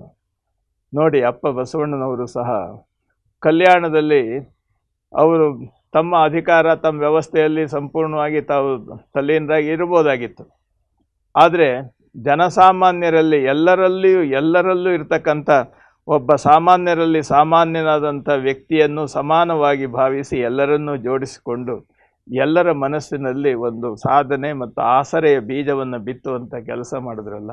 ಸತ್ಯ ಗುರುಗಳೇ, ಅವರು ಅನುಭವಿಸಿದ್ದು ಎಲ್ಲ ಸಮಾಜದ ನೋವನ್ನು ಕೂಡ. ಹೌದು, ಆದರೆ ಸಂಘಂ ಶರಣಂ ಗಚ್ಛಾಮಿ ಅಂತ ಅನ್ನುವಂಥದ್ದು ಇದೆಯಲ್ಲ, ನನ್ನ ತಿಳುವಳಿಕೆ ಸ್ಪಷ್ಟವಾದ ಮೇಲೆ ನಾನು ಸಮೂಹವನ್ನು ಜೋಡಿಸುವಂಥ ಕೆಲಸ ಮಾಡಬೇಕು, ಸಮೂಹವನ್ನು ಜೋಡಿಸುವಂಥ ಕೆಲಸ ಮಾಡಬೇಕು. ಅದಕ್ಕೆ ಬೇಕಾದಂಥ ತಾಳ್ಮೆ ಮತ್ತು ವ್ಯವಸ್ಥೆ ಇದೆಯಲ್ಲ. ಅಪ್ಪ ಬಸವಣ್ಣ ಹೇಳಿದ್ರು, ಎನಗೆ ಮುನಿಯವರಿಗೆ ತಾ ಮುನಿಯಲೇ ಕಯ್ಯ. ಇದು ಮುಖ್ಯವಾಗಿ ಎನಗೆ ಮುನಿಯುವವರಿಗೆ ತಾ ಮುನಿಯಲೇಕಯ್ಯ, ಅವರಿಗಾದ ಚೇಗೇನು ಅವರಿಗಾದ ಬೇಗೇನು ಎನಗಾದ ಚೇಗೇನು, ಅವ್ರಿಗಾದಂಥದ್ದೇನು. ಆದರೆ ಮನೆಯೊಳಗಣ ಕಿಚ್ಚು ಮನೆಯ ಸುಟ್ಟಲ್ಲದೆ ನೆರೆಮನೆಯ ಸುಡದು ಕೂಡಲ ಸಂಗಮ ದೇವ. ಇದನ್ನ ನಾವು ಇನ್ನಷ್ಟು ಗಂಭೀರವಾಗಿ ಇದನ್ನ ವಾಸ್ತವವಾಗಿ ನೋಡಬೇಕು. ಅಲ್ಲ, ವಾಸ್ತವವಾದಂಥ ಈ ವಚನದ ಗಮನ, ಎನಗೆ ಮುನಿವರಿಗೆ ತಾ ಮುನಿಯಲೇಕಯ್ಯ, ಅವರಿಗಾದ ಆಗೇನು ಎನಗಾದ ಚೇಗೇನು. ಅಲ್ಲ, ವಾಸ್ತವವಾಗಿ ಈ ಪ್ರಶ್ನೆಗೆ ಸಹಜವಾಗಿ ಅಪ್ಪ ಬಸವಣ್ಣನ ಮಾರ್ಗದಲ್ಲಿ ಪ್ರಭುದೇವರು ಇವರು ನಮ್ಮ ಬುದ್ಧ ಉತ್ತರ ಕೊಡ್ತಾನೆ. ಒಂದು ಕಡೆಯಲ್ಲಿ ಅವರು ಧ್ಯಾನಮಗ್ನರ ಕೂತಿರ್ತಾರೆ. ಆವತ್ತು ಎಲ್ಲರ ಪ್ರಭಾವ ಮತ್ತು ಎಲ್ಲರನ್ನ ಅವರ ಒಂದು ಸೌಮ್ಯ ದೃಷ್ಟಿ ಎಲ್ಲರನ್ನೂ ಆಕರ್ಷಣೆ ಮಾಡೋದು ನೋಡಿ ತಮ್ಮ ಅಸ್ತಿತ್ವಕ್ಕೆ ಧಕ್ಕೆ ಬರ್ತಾ ಇದೆ ಅಂತಕ್ಕಂಥ ಒಂದು ಪಂಡಿತ ಸಮೂಹ ನೇರವಾಗಿ ಬಂದು ಅವರನ್ನ ಯದ್ವಾ ತದ್ವಾ ಬೈಲಿಕ್ಕೆ ಶುರು ಮಾಡ್ತಾರೆ. ಯದ್ವಾ ತದ್ವಾ ಎಷ್ಟು ಎಲ್ಲ ಮಾತಾಡಿದ್ರು ಇವ್ರ ಮುಖದಲ್ಲಿ ಸ್ವಲ್ಪನೂ ಕಳೆ ವ್ಯತ್ಯಾಸ ಇಲ್ಲ, ಮಂದಹಾಸಪೂರ್ವಕವಾಗಿ ಹಾಗೆ ಕೂತಿದ್ದಾರೆ. ಮಾತಾಡಿ ಮಾತಾಡಿ ಬೈದವರ ನಾಲಿಗೆ ಉಣುತ್ತು. ಆವಾಗ ಅದರಲ್ಲಿ ಒಬ್ಬ ಕೇಳ್ತಾನೆ, ಆವಾಗ ಒಬ್ಬ ಕೇಳ್ತಾನೆ, ಏನು ಬುದ್ಧ ಇಷ್ಟೆಲ್ಲ ನಾವಂದರೂ ನಿನ್ನ ಮನಸ್ಸಿನ ಮೇಲೆ ಏನೂ ಪರಿಣಾಮ ಬೀರಲಿಲ್ವಾ ಅಂತ ಅನ್ನುವಂಥ ರೀತಿಯಿಂದ ಪ್ರಶ್ನೆ ಕೇಳಿದೆ. ಆಗ ಬುದ್ಧ ಹೇಳ್ತಾರೆ, ಒಂದು ಪದಾರ್ಥವನ್ನು ತೆಗೆದುಕೊಳ್ಳಿಕ್ಕೆ ನಾವು ಒಂದು ಅಂಗಡಿಗೆ ಹೋಗ್ತೀವಿ. ಆ ಪದಾರ್ಥವನ್ನು ಅವ್ರು ನಮಗೆ ಕೊಡ್ತಾರೆ. ಅದನ್ನು ನಾನು ತೆಗೆದುಕೊಳ್ಳೋದಿಲ್ಲ, ಅದು ಯಾರ ಹತ್ರ ಉಳಿಯುತ್ತೆ? ಕೊಟ್ಟವನ ಹತ್ರನೇ ಇರ್ತದೆ. ಆದ್ರಿಂದ ನನಗೇನು ತೆಗೆದುಕೊಳ್ಳದೆ ಇರೋದ್ರಿಂದ ನನಗೇನು ಲಾಸ್ ಇಲ್ವಲ್ಲ, ನಷ್ಟ ಇಲ್ವಲ್ಲ, ಏನಿಲ್ಲ. ನೀವೆಲ್ಲ ಏನು ಹೇಳಿದ್ರಲ್ಲ ಅದನ್ನು ನಾನು ತೆಗೆದುಕೊಂಡಿಲ್ಲ, ನೀವೇ ತೆಗೆದುಕೊಂಡ್ರಿ. ಇಲ್ಲಿಯೂ ಕೂಡ ಬಸವಣ್ಣನವರು ಬೈದವರನ್ನ ಬಂದು ಹೌದು.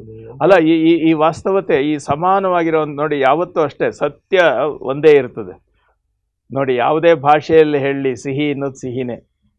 ಭಾಷೆಯಲ್ಲಿ ಹೇಳುವಂಥ ವಿಧಾನ ಬೇರೆ ಇರ್ಬೋದು. ಕನ್ನಡದಲ್ಲಿ ಸವಿ ಅಂತೀವಿ, ಇಂಗ್ಲೀಷ್ನಲ್ಲಿ ಸ್ವೀಟ್ ಅಂತೀವಿ, ಆ ವಿಚಾರ ಬೇರೆ. ಆದರೆ ಅದರ ಮೂಲ ಸತ್ವ ಒಂದೇ. ಆ ಲೆಕ್ಕದಲ್ಲಿ ಅಪ್ಪ ಬಸವಣ್ಣನ ನೀವು ಲೆಕ್ಕಾಚಾರ ತೆಗೆದುಕೊಂಡ್ರೆ ಬುದ್ಧನ ಬೋಧನೆಗಳಿಗೆ ಎಷ್ಟು ಸಾಮ್ಯ ಸಮೀಪ ಬರ್ತದೆ ಅಂತ ಅನ್ನೋದನ್ನ ಸ್ವಲ್ಪ ನೋಡಿ. ಒಂದು ಹೆಜ್ಜೆ ಮುಂದೆನೆ ಕಾಣುತ್ತೆ. ಹೌದು. ಆಮೇಲೆ ಬೈದವರನ್ನ ಬಂಧುಗಳನ್ನ ಯಾರಂತಾರೆ ಗುರುಗಳು? ಈಗ ಯಾರೋ ನಮಗೆ ಬೈದ್ರೆ ಎಷ್ಟು ನಾವು ನೋವಾಗುತ್ತೆ, ಏನೋ ಒಂದು ಪ್ರತಿಕ್ರಿಯೆ ಸಮಾಜನೇ ಪ್ರತಿಕ್ರಿಯೆ ಮಾಡುತ್ತೆ, ವಾಟ್ಸಾಪ್ಗಳಲ್ಲಿ. ಅಲ್ಲ, ಅಪ್ಪ ಬಸವಣ್ಣ ಹೇಳೋದಿಷ್ಟೇ, ಬೈದವರು ನಮ್ಮ ನಿಶ್ಚಯ ಜ್ಞಾನ ಮತ್ತು ನಮ್ಮ ಸ್ಥಿಮಿತತೆ ಇದೆಯಲ್ಲ, ಇದು ಇವನಲ್ಲಿ ಇದೆಯಾ ಅನ್ನೋದನ್ನು ಪರೀಕ್ಷೆ ಮಾಡಿಕೊಳ್ಳಿಕ್ಕೆ ಅವರು ಪರೀಕ್ಷಕರಾಗಿ ಬಂದಿದ್ದಾರೆ. ಅವರು ಬೈದಾಗಲೂ ಸಹ ನಾವೇನು ಬದಲಾವಣೆ ಆಗಲಿಲ್ಲ ಅಂದರೆ ನಮಗೊಂದು ನಂಬಿಕೆ ಬರ್ತದಲ್ವ, ನಾವು ಸಂಪೂರ್ಣವಾಗಿ ಸಹಜವಾಗಿ ಇದ್ದೇವೆ ಅಂತ. ಆ ರೀತಿ ಪರೀಕ್ಷೆ ಬಂದಾಗ ಅಷ್ಟೇ ನಮ್ಮ ಯೋಗ್ಯತೆ ನಮ್ಗೆ ಅರ್ಥವಾಗೋದು. ಹೌದು. ಆ ದೃಷ್ಟಿಯಿಂದ ನೋಡಿ, ಬುದ್ಧಂ ಶರಣಂ ಗಚ್ಚಾಮಿ ಆದಮೇಲೆ ಸಂಘಂ ಶರಣಂ ಗಚ್ಚಾಮಿ ಹೇಳಿದ್ರು. ಅದಾದಮೇಲೆ ಮೂರನೇದೇನು ಹೇಳಿದ್ರು ಅವರು? ಧರ್ಮಂ ಶರಣಂ ಗಚ್ಚಾಮಿ. ಬೌದ್ಧರು ಜಪಿಸ್ತಕ್ಕಂಥ 3 ಮಂತ್ರಗಳಿವೆ. ಬುದ್ಧಂ ಶರಣಂ ಗಚ್ಚಾಮಿ, ಸಂಘಂ ಶರಣಂ ಗಚ್ಚಾಮಿ, ಧಮ್ಮಂ ಶರಣಂ ಗಚ್ಚಾಮಿ. ಇವು 3, ಆ 3 ಮಂತ್ರಗಳಿಂದ ಧರ್ಮ ಅಂದ್ರೇನು ಅಂತಂದರೆ ಮಾತು ಮನಗಳಿಗೆ ಅತ್ತತ್ತ ಮೀರಿದ ಸಹಜವಾಗಿರ್ತಕ್ಕಂಥ ತನ್ನ ಸ್ವಂತ ಆನುಭಾವಿಕ ನೆಲೆಯದು. ಅದು ಬಾಯಿನಲ್ಲಿ ಹೇಳಲಿಕ್ಕಾಗದೇ ಇರತಕ್ಕಂಥದ್ದು. ಈ ಸಾಧನೆಗೆ ಸಮೂಹ ಶಕ್ತಿ ನನಗೆ ಪ್ರೇರಣೆ ಆಗ್ತದೆ. ಆರೇನಂದರೂ ಓರಂತಿಪ್ಪುದೆ ಸಮತೆ ಅಂತ ಅಕ್ಕ ಹೇಳ್ತಾಳಲ್ಲ. ಹೌದು. ಆ ರೀತಿ ಸಮಾಜದ ಮಧ್ಯದಲ್ಲಿ ಏರಿಳಿತಗಳು, ಸುಖ ದುಃಖಗಳು, ತೊಂದರೆಗಳು ಏನು ಬಂದರೂ ಸಹ ಅದಕ್ಕೆ ಅಂಟದೆ ಮೂಲ ಸತ್ಯದ ನೆಲೆಯಲ್ಲಿ, ಆನುಭಾವಿಕ ನೆಲೆಯಲ್ಲಿ ನಿಲ್ತಕ್ಕಂಥ ನಿಶ್ಚಯ ಜ್ಞಾನದ ಸ್ವರೂಪ ಇದೆಯಲ್ಲ, ಇದು ಧರ್ಮ ಅಂತ ಅನ್ನಿಸ್ಕೊಳ್ತೇನೆ. ನಾನು ಹೇಳ್ತೇನೆ, ಅನೇಕ ಕಡೆ ನಾವು ಅನೇಕ ಧರ್ಮಗಳು ಅಂತ ಭಾಷಣ ಮಾಡ್ತೇವೆ, ಸರ್ವಧರ್ಮ ಅಂತ ಹೇಳಿ ನಾವು ಘೋಷಣೆ ಮಾಡ್ತೀವಿ, ಎಲ್ಲ ಧರ್ಮಗಳು. ವಾಸ್ತವವಾಗಿ ಎಲ್ಲ ಧರ್ಮಗಳು ಅಂತ ಅನ್ನೋದರ ಅರ್ಥ ಏನು ನೋಡಿ? ವಾಸ್ತವವಾಗಿ ನಾನು ಹೇಳ್ತೇನೆ, ನಮ್ಮ ಚಿಂತನೆ, ನೋಡಿ, ಜಾತಿ, ಮತ, ಪಂಥ, ಇವು ಮೂರು ನೋಡಿ. ಜಾತಿ, ಮತ, ಧರ್ಮ, ಇವನ್ ಲೆಕ್ಕ ಇಟ್ಕೊಳ್ಳಿ. ಜಾತಿ ಅಂತ ಅನ್ನೋದು ಹುಟ್ಟಿನಿಂದ ಬರ್ತಕ್ಕಂಥದ್ದು. ಕನ್ನಡದ ಆದಿಕವಿ ಹೇಳ್ದ, ಮಾನವ ಕುಲಂ ತಾನೊಂದೇ ವಲಂ ಅಂದ. ಇಡೀ ಮನುಷ್ಯ ಜನಾಂಗ ಇದೆಯಲ್ಲ, ಇದೆಲ್ಲವೂ ಒಂದೇ. ಎಲ್ಲರೂ ಮನುಷ್ಯರಾಗಿ ಹುಟ್ಟಿದ್ದಾರೆ. ಅದು ದೈವ ಸೃಷ್ಟಿ. ಮನುಷ್ಯ ಕತ್ತೆ ಆಗಲಾರ, ಕತ್ತೆ ಮನುಷ್ಯ ಆಗಲಾರ. ಯಾಕೆ ಅಂತಂದ್ರೆ ಅದ್ರ ಹುಟ್ಟು ಬೇರೆ, ಇದು ಹುಟ್ಟು ಬೇರೆ. ಹಾಗಾದರೆ ಮತ ಅನ್ನೋದಿದೆಯಲ್ಲ, ನಮ್ಮ ಚಿಂತನೆ ಮತ್ತು ನಮ್ಮ ಆಲೋಚನೆಗಳು. ಇದು ನನ್ನ ಮತ, ಇದು ನನ್ನ ಅಭಿಪ್ರಾಯ. ಆ ರೀತಿ ಗುರುಗಳು ಏನು ಮಾಡಿದ್ರು ಅಂತ ಹೇಳಿದ್ರೆ, ಒಬ್ಬರು ಕುಂತು ಅದ್ವೈತದ ಬಗ್ಗೆ ಹೇಳಿದ್ರು. ಬಹಳ ಅನುಭಾವಿಗಳಾಗಿದ್ದ ಅವರು ಹೇಳಿದ ಮಾತುಗಳನ್ನು ಎಲ್ಲರೂ ಕೇಳಿ ಕೆಲವರು ಒಪ್ಪಿಕೊಂಡವರು ಅವರ ಅನುಯಾಯಿಗಳಾದರು. ಅವರು ಅದನ್ನು ಪಾಲನೆ ಮಾಡ್ತಾ ಅದ್ವೈತ ಮತ ಸೃಷ್ಟಿಯಾಯಿತು. ಇಲ್ಲ, ಅದು ಹಾಗಲ್ಲ, ಪೂಜಕ ಭಾವ ಇರಬೇಕು ಅಂತ ಹೇಳಿ ಒಬ್ಬ ಗುರುಗಳು ಹೇಳಿದ್ರು. ಅದನ್ನು ಒಪ್ಪಿಕೊಂಡವರೆಲ್ಲ ಸೇರಿ ಒಂದು ಗುಂಪಾದರು, ಅದು ದ್ವೈತ ಮತ ಆಯಿತು.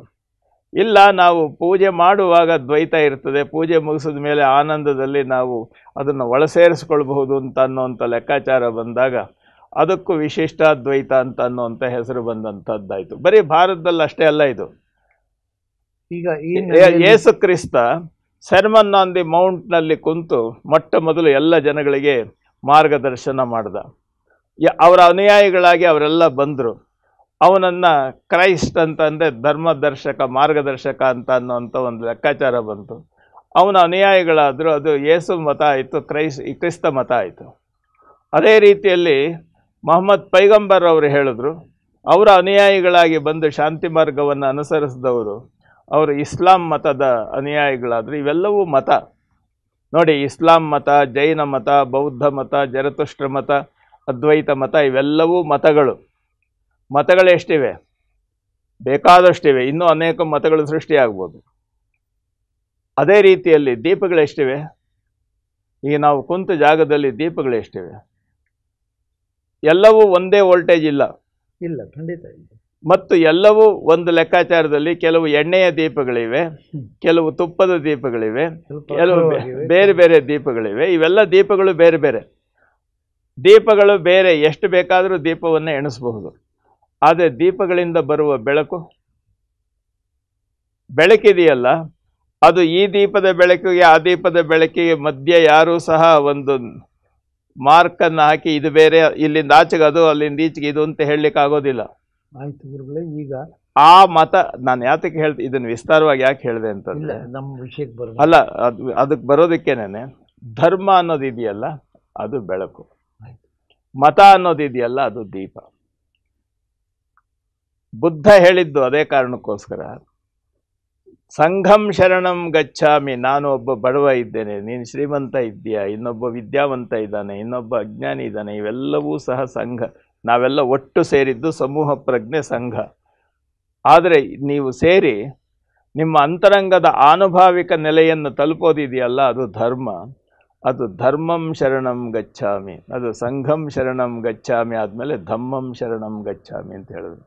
ಈ ಧರ್ಮದ ಮಾರ್ಗ ಅದನ್ನು ಸಹಜವಾದ ರೀತಿಯಲ್ಲಿ ಹೇಳಿಕೊಡುವಂಥ ಪ್ರಯತ್ನ ಬುದ್ಧ ಅದರ ಮುಂದುವರೆದ ಭಾಗವಾಗಿ, ಅದರ ವಿಶೇಷವಾಗಿ ಅಷ್ಟೇ ಅಲ್ಲ, ಅದಕ್ಕಿನ್ನೂ ವ್ಯಾಪಕವಾಗಿ ಜನಸಾಮಾನ್ಯರಿಗೆ ಅರ್ಥವಾಗುವಂಥ ರೀತಿಯಲ್ಲಿ ಆನುಭಾವಿಕ ನೆಲೆಯಲ್ಲಿ ಅದನ್ನು ಬಿಚ್ಚಿಕೊಟ್ಟವನು ಅಪ್ಪ ಬಸವಣ್ಣ.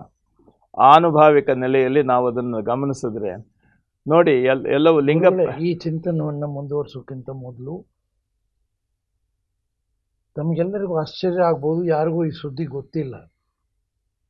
ಅನುಭವ ಮಂಟಪದ ನೆಲೆಯಲ್ಲಿ ದೆಹಲಿಯಲ್ಲಿ ಮತ್ತೊಂದು ಭಾರತ್ ಮಂಟಪ ಅಂತ ಒಂದು ಬಹಳ ವ್ಯವಸ್ಥಿತವಾದ ಕಟ್ಟಡ ಬಂತು. ಭಾರತ್ ಮಂಟಪನ ಕಟ್ಟಡದಲ್ಲಿ ಮಾತನಾಡುವಾಗ ಉದ್ಘಾಟನೆ ಮಾಡ್ತಾ ದೇಶದ ಪ್ರಧಾನಮಂತ್ರಿಗಳು ಈ ಭಾರತ ಮಂಟಪ ಅನ್ನೋದಕ್ಕೆ ಅನುಭವ ಮಂಟಪ ಅನ್ನೋದೇ ನನಗೆ ಒಂದು ಹಿನ್ನೆಲೆಯಾಗಿದೆ, ಅದೇ ಪ್ರೇರಣೆ ಕೊಡ್ತು ಅಂದಿದ್ದನ್ನು ನಾವು ಕೇಳಿದ್ದೇವೆ. ಈಗ ಅಲ್ಲಿ ಒಂದು ವಿಶೇಷವಾದ ಉನ್ನತ ಮಟ್ಟದ ಕಮಿಟಿಯನ್ನು ಮಾಡಿ, ಉನ್ನತ ಮಟ್ಟದ ಕಮಿಟಿಗೆ ಒಬ್ಬ ಸೀನಿಯರ್ IAS ಆಫೀಸರ್ನ ನೇಮಿಸಿ ಈ ಅನುಭವ ಮಂಟಪದ ಬಗ್ಗೆ ಚರ್ಚೆ ಆರಂಭ ಆಯಿತು. ಆರಂಭ ಆಗುವಾಗ ಸಾಕಷ್ಟು ಆಳವಾದ ಚರ್ಚೆಗಳು, ಈಗ ಅವರು ಏನೇನು ವ್ಯವಸ್ಥೆಗಳಿವೆ, ಈಗ ತಾವು ಹೇಳ್ತಾ ಇದ್ರಿ ಬುದ್ಧನ ಬಗ್ಗೆ ಆಚರಣೆಗಳು ಸಾಕಷ್ಟಿವೆ. ಕೇವಲ ಅರಿವು ಮಾತ್ರ ಜಾಗೃತ ಆಗಿಲ್ಲ. ಕೇವಲ ನಮ್ಮ ಭಾರತದಲ್ಲ, ಅನೇಕ ಕಡೆ ಅದರ ಆಚರಣೆಗಳು, ಅವರು ಆನಾಪಾನ ಸತಿ ಅಂತಕ್ಕಂಥ ಧ್ಯಾನ ವ್ಯವಸ್ಥೆಯನ್ನು ಜಗತ್ತಿನ ಮೂಲೆ ಮೂಲೆಯಲ್ಲಿಯೂ ಕೂಡ, ಅಮೆರಿಕಾದ ಮೂಲೆ ಮೂಲೆಗಳಲ್ಲೂ ಇವೆ ಗುರುಗಳು. ಹಾಗೆ ಮಹಾವೀರರು ಕೂಡ ಅವರ ಏನು ಭಕ್ತರಿದ್ದಾರೆ ಅಥವಾ ಅವರು ಏನು ಅನುಯಾಯಿಗಳಿದ್ದಾರೆ, ಅವರು ಕೂಡ ಆಚರಣೆಗೆ ಬದ್ಧವಾಗಿ ಕೆಲಸ ಮಾಡ್ತಾರೆ. ಹೌದು, ಜೈನ ಒಂದು ನಿಮಿಷ ಮುಗಿಸ್ಬಿಡ್ತೀನಿ ಗುರುಗಳೇ. ಅವರು ಮಾಡ್ತಾ ಇದ್ದಾರೆ. ಆದರೆ ನಾವೇನು ಬಸವ ಭಕ್ತರು ಅನ್ನೋರು ಅವರೊಂದು ಏನೋ ಗಮನಿಸಿದ್ದಾರೆ. ನಮಗೆ ಬಸವ ಭಕ್ತರು ಕೇವಲ ಬರೀ ಅವರು ಮಾತನಾಡ್ತಾರೆ ಹೊರತು ಎಲ್ಲೂ ಆಚರಣೆಗೆ ಕಂಡು ಬರೋದಿಲ್ಲ ಅಂತ ಒಂದು ವಾಕ್ಯ ಬಂದಿದೆ. ಚರ್ಚೆಯಲ್ಲಾದ ಒಳ ಚರ್ಚೆಗಳಲ್ಲಿ ನನಗೆ ಯಾರೋ ಬಂದು ಹೀಗೆ ನಡೀತಾ ಇದೆ ಇಲ್ಲಿ ಅಂತ ಹೇಳಿದರು. ಹಾಗಾದರೆ ಅದಕ್ಕೆ ನಾವೇನು ಮಾಡಬೇಕು? ಈಗ ಅದನ್ನು ಹೇಗೆ ನಾವು ಮಾಡಬೇಕು? ಬರೀ ನಮ್ಮದನ್ನು ನಾವು ವಿಚಾರ ಪ್ರಜ್ಞೆಯಲ್ಲಿ ಬೆಳೆಸ್ತಾ ಇದ್ದೇವೆ ಹೊರತು ಆಚಾರ ಪ್ರಜ್ಞೆಗೆ ನಾವು ಬರ್ತಾ ಇಲ್ಲ. ಇದು ಎಷ್ಟರ ಮಟ್ಟಿಗೆ ಸತ್ಯ ನೀವು ಹೇಳಬೇಕು. ಯಾಕಂದರೆ ಬುದ್ಧನ ಬಗ್ಗೆ ಇಷ್ಟೊತ್ತು ತಾವು ಸವಿಸ್ತಾರವಾಗಿ ಹೇಳಿದ್ರಿ. ಬುದ್ಧನ ಚಿಂತನೆಗಳನ್ನು ಆಚರಣೆಗೆ ತರಬೇಕು ಅಂತಕ್ಕಂಥ ಆಶಯವನ್ನು ತಾವು ಆಚರಣೆಗೆ ಅವ್ರು ತರ್ತಾ ಇದ್ದಾರೆ. ನಾವೇನು ಮಾಡಬೇಕಾದದ್ದೇನಿಲ್ಲ. ಇಲ್ಲಿ ಮಹಾವೀರಂದೂ ತರ್ತಾ ಇದ್ದಾರೆ. ಹಾಗೆ ನಮ್ಮಲ್ಲಿ ಏನಾಗ್ತಾ ಇದೆ ಅಂದರೆ, ಈ ಬಸವ ಧರ್ಮದ ಏನು ನಾವು ಫಾಲೋ ಮಾಡ್ತಾ ಇದ್ದೀವಿ, ನಮ್ಮಲ್ಲಿ ಆಚರಣೆಗೆ ಕೊರತೆ ಆಗ್ತಾ ಇದೆ. ಈಗ ಅವ್ರಿಗೆ ಉತ್ತರಿಸಬೇಕಾದದ್ದು ಬೇರೆ ವಿಷಯ. ನಾನು ಇತ್ತೀಚೆಗೆ ಮಹಾರಾಷ್ಟ್ರದಲ್ಲಿ ಹೋದಾಗ ಅವರ ವ್ಯಕ್ತಿಗಳನ್ನು ಭೇಟಿಯಾಗಿದ್ದೆ. ಹೇಗೆ ನಿಮ್ಮ ನಿರ್ಣಯ ಹೇಗೆ ಮಾಡ್ಕೊಳ್ತೀರಾ ನೀವು? ನನಗೆ ತಿಳಿದ ಮಟ್ಟಿಗೆ ನಾನು ಅವರಿಗೆ ಉತ್ತರ ಕೊಡೋಕ್ಕೆ ಹೋದೆ. ನಮ್ಮ ಶ್ರೀಮಠಗಳಲ್ಲಿ ಇದು ನಿರಂತರವಾಗಿ ಆಚರಣೆ ಆಗ್ತಾ ಇದೆ. ನಾವೇನು ಆಚರಣೆ ಅಂದರೆ ಅವ್ರು ಹೇಳೋದು ಪ್ರತಿನಿತ್ಯ ಆನಾಪಾನ ಸತಿ ಥರ ಏನು ನಿಮ್ಮ ಕೇಂದ್ರಗಳೇ ಇಲ್ಲ. ಸ್ವಲ್ಪ ನಾನು ಹೇಳಿದೆ, ಆದರೆ ನಾನು ಕೊಟ್ಟ ಉತ್ತರ ನನಗೆ ಸಮಾಧಾನ ಇರಲಿಲ್ಲ. ಈ ಹಿನ್ನೆಲೆಯಲ್ಲಿ ನನಗೆ ವ್ಯಕ್ತಿಗತವಾಗಿ ಅದರಿಂದ ಎಲ್ಲೋ ಹಾದಿ ತಪ್ಪುವ ವ್ಯವಸ್ಥೆ ಆಗ್ತಾ ಇದೆಯಲ್ಲ. ಒಮ್ಮೆ ನಮ್ಮಲ್ಲಿ ಅನುಭವ ಮಂಟಪ ಇಲ್ಲ ಅನ್ನೋ ಚರ್ಚೆಯು ಇತ್ತೀಚೆಗೆ ಸಾಕಷ್ಟಾಯಿತು. ಅಲ್ಲ, ಅದು ಇನ್ನೊಂದೇನು ಅಂತಂದರೆ, ಕೆಲವು ಸ್ವಾರ್ಥಿಗಳು ನಮ್ಮ ಅಂದರೆ ಸಂಪೂರ್ಣವಾಗಿರ್ತಕ್ಕಂಥ ಅಜ್ಞಾನವನ್ನು ಉಪಯೋಗಿಸಿಕೊಂಡು ನಮ್ಮ ಮನಸ್ಸಿನಲ್ಲಿ ದ್ವಂದ್ವದ ಬೀಜಗಳನ್ನು, ಅನುಮಾನದ ಬೀಜಗಳನ್ನು ಬಿತ್ತಿ ಅನುಭವ ಮಂಟಪವನ್ನು ಸಂಪೂರ್ಣವಾಗಿ ಇಲ್ಲವಾಗಿಸುವಂತಹ ಕುತಂತ್ರದ ಆಚಾರಗಳು ಇದರ ಮೂಲದಲ್ಲಿವೆ. ಅಲ್ಲ, ಮೂಲ ಏನೋ ಇದ್ಕೊಂಡು ಹೋಗಲಿ ಗುರುಗಳೇ. ಈಗ ದೆಹಲಿ ಅಂತ ಸ್ಥಾನದಲ್ಲಿ ಒಬ್ಬ IAS ಆಫೀಸರು ಅದಕ್ಕೊಂದು ದೊಡ್ಡ ಕಮಿಟಿ ಮಾಡಿ ಅಲ್ಲಿ ಚರ್ಚೆ ಆಗಬೇಕಾದಾಗ ಅನುಭವ ಮಂಟಪ ಅಲ್ಲೂ ಇದೇ ಚರ್ಚೆ ಬಂದಿದೆ. ಅಂದರೆ ನಮ್ಮ ಬಸವ ಭಕ್ತರಲ್ಲಿ ಆಚರಣೆಯ ಕೊರತೆ ಇದೆ, ಬೇರೆ ಎಲ್ಲೂ ಹಾಗಾದರೆ ಇದನ್ನು ಕಾಲ್ಪನಿಕವ ಅಂತ ಚರ್ಚೆ ಮಾಡಿದ್ದಾರೆ. ಇಲ್ಲಿ ನನಗೆ ಬಹಳನೇ ನೋವಾಗಿದ್ದಾವತ್ತು. ಹಾಗಾದರೆ ಇಷ್ಟೆಲ್ಲ ನಾವು ಅನುವಾದ ಮಾಡಿದ್ವಿ, 40 ಭಾಷೆ ಆಯಿತು, ಎಲ್ಲವನ್ನು ಸಾಕಷ್ಟು ಪ್ರಜ್ಞಾಪೂರ್ವಕವಾಗಿ ಎಬ್ಬಿಸುವ ಪ್ರಯತ್ನ ಮಾಡ್ತಾ ಇದ್ದೇವೆ.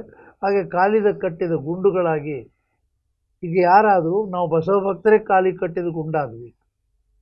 ಕೊರಳಿಗೆ ಕಟ್ಟಿದ ಅದೇನಿದೆ ಬೆಂಡು, ಅದು ತತ್ವಶಃ ಭಾಳ ದೊಡ್ಡದಿದೆ. ಇಡೀ ಜಗತ್ತೇ ಬಸವಣ್ಣನವ್ರನ್ನ ಅಪ್ಕೋಬೇಕು ಇಲ್ವ ಗುರುಗಳೇ? ಒಂದು ಮುಗಿಸ್ಬಿಡ್ತೀನಿ ಗುರುಗಳೇ. ನೀವು ನನಗೆ ಗಂಭೀರವಾದ ಉತ್ತರ ಬೇಕಾಗಿದೆ ಇವತ್ತು ನನಗೆ. ಅಷ್ಟು ನಾವು ಬಸವ ತತ್ವಗಳೇ ಅದ್ಭುತವಾದ ತತ್ವಗಳನ್ನು ಕೊಟ್ಟಂಥ ಅವರೆಲ್ಲ ದಾರ್ಶನಿಕರು ಹೀಗಿದ್ದಾಗ್ಯೂ ಕೂಡ ನಮ್ಮ ಗುಂಡುಗಳು ಇದನ್ನು ಆಚರಣೆಗೆ ತರದೆ ಇಂಥ ಚರ್ಚೆಗೆ ಕೇಂದ್ರದಲ್ಲಿ ನಾವು ಮಾಡಿದ ಪ್ರಯತ್ನಕ್ಕೆಲ್ಲ ನೀರು ಹೊಡೆಯೋ ಕೆಲಸ ಮಾಡ್ತಾರೆ ಗುರುಗಳೇ. ಆ ಒಂದು ಎತ್ತರಕ್ಕೆ ಕರ್ಕೊಂಡೋಗಿ ಈ ವಿಷಯವನ್ನು ಆ ಎತ್ತರದಲ್ಲಿ ಚರ್ಚೆ ಮಾಡಿ ಮೋದಿಯವರ ಮನಸ್ಸಿನಲ್ಲಿ ಅನುಭವ ಮಂಟಪದ ಬಗ್ಗೆ ಸಾಕಷ್ಟು ಬಾರಿ ಇದ್ರ ಬಗ್ಗೆ ಮುಗಿಸ್ಬಿಡ್ತೀನಿ ಗುರುಗಳು, ಒಂದು ನಿಮಿಷ ತಡೀರಿ. ಯಾಕಂದ್ರೆ ನಾನು ಒಳಗಿನ ನೋವನ್ನು ಹೇಳ್ತಾ ಇದ್ದೀನಿ. ನಾನು ಸತತವಾಗಿ ಇದರಲ್ಲೇ ಇರ್ತೀನಿ, ಹೆಂಗೆ ಬೆಳೆಸೋದು ಅಂತೇಳಿ. ಅಲ್ಲಿ ನನಗೆ ದೆಹಲಿಯಲ್ಲಿ ಕಂಡಂಥ ವಿಚಿತ್ರ ಇದು. ಹೀಗೆ ಅವರು ಗಟ್ಟಿ ತಗೊಂಡು ರೆಸಲ್ಯೂಷನ್ ಮಾಡಿಬಿಟ್ರೆ ನಮಗೆ ಎಷ್ಟು ಕಷ್ಟಕ್ಕೆ ಬರುತ್ತೆ. ಇಷ್ಟು ನಾವು ಮಾಡಿದ ಏನು ಪ್ರಯತ್ನಗಳಿವೆ, ಹೊಳೆಯಲ್ಲಿ ಹುಣಸೆ ಹಣ್ಣು ತೊಳೆದಂಗೆ ಆಗುತ್ತಿದ್ದು. ಅದಕ್ಕಾಗಿ ನಾನು ಏನು ಹೇಳ್ತೀನಿ, ಇದನ್ನು ಸೂಕ್ಷ್ಮವಾಗಿ ಈ ಹಿನ್ನೆಲೆಗೆ ತಮ್ಮ ಉತ್ತರ ಕೊಡಿ. ಅದಾದ ಮೇಲೆ ಮುಂದಿನ ಹಂತಕ್ಕೂ ಕೂಡ ನಾನು ಚರ್ಚೆ ಮಾಡಬೇಕಾಗಿದೆ.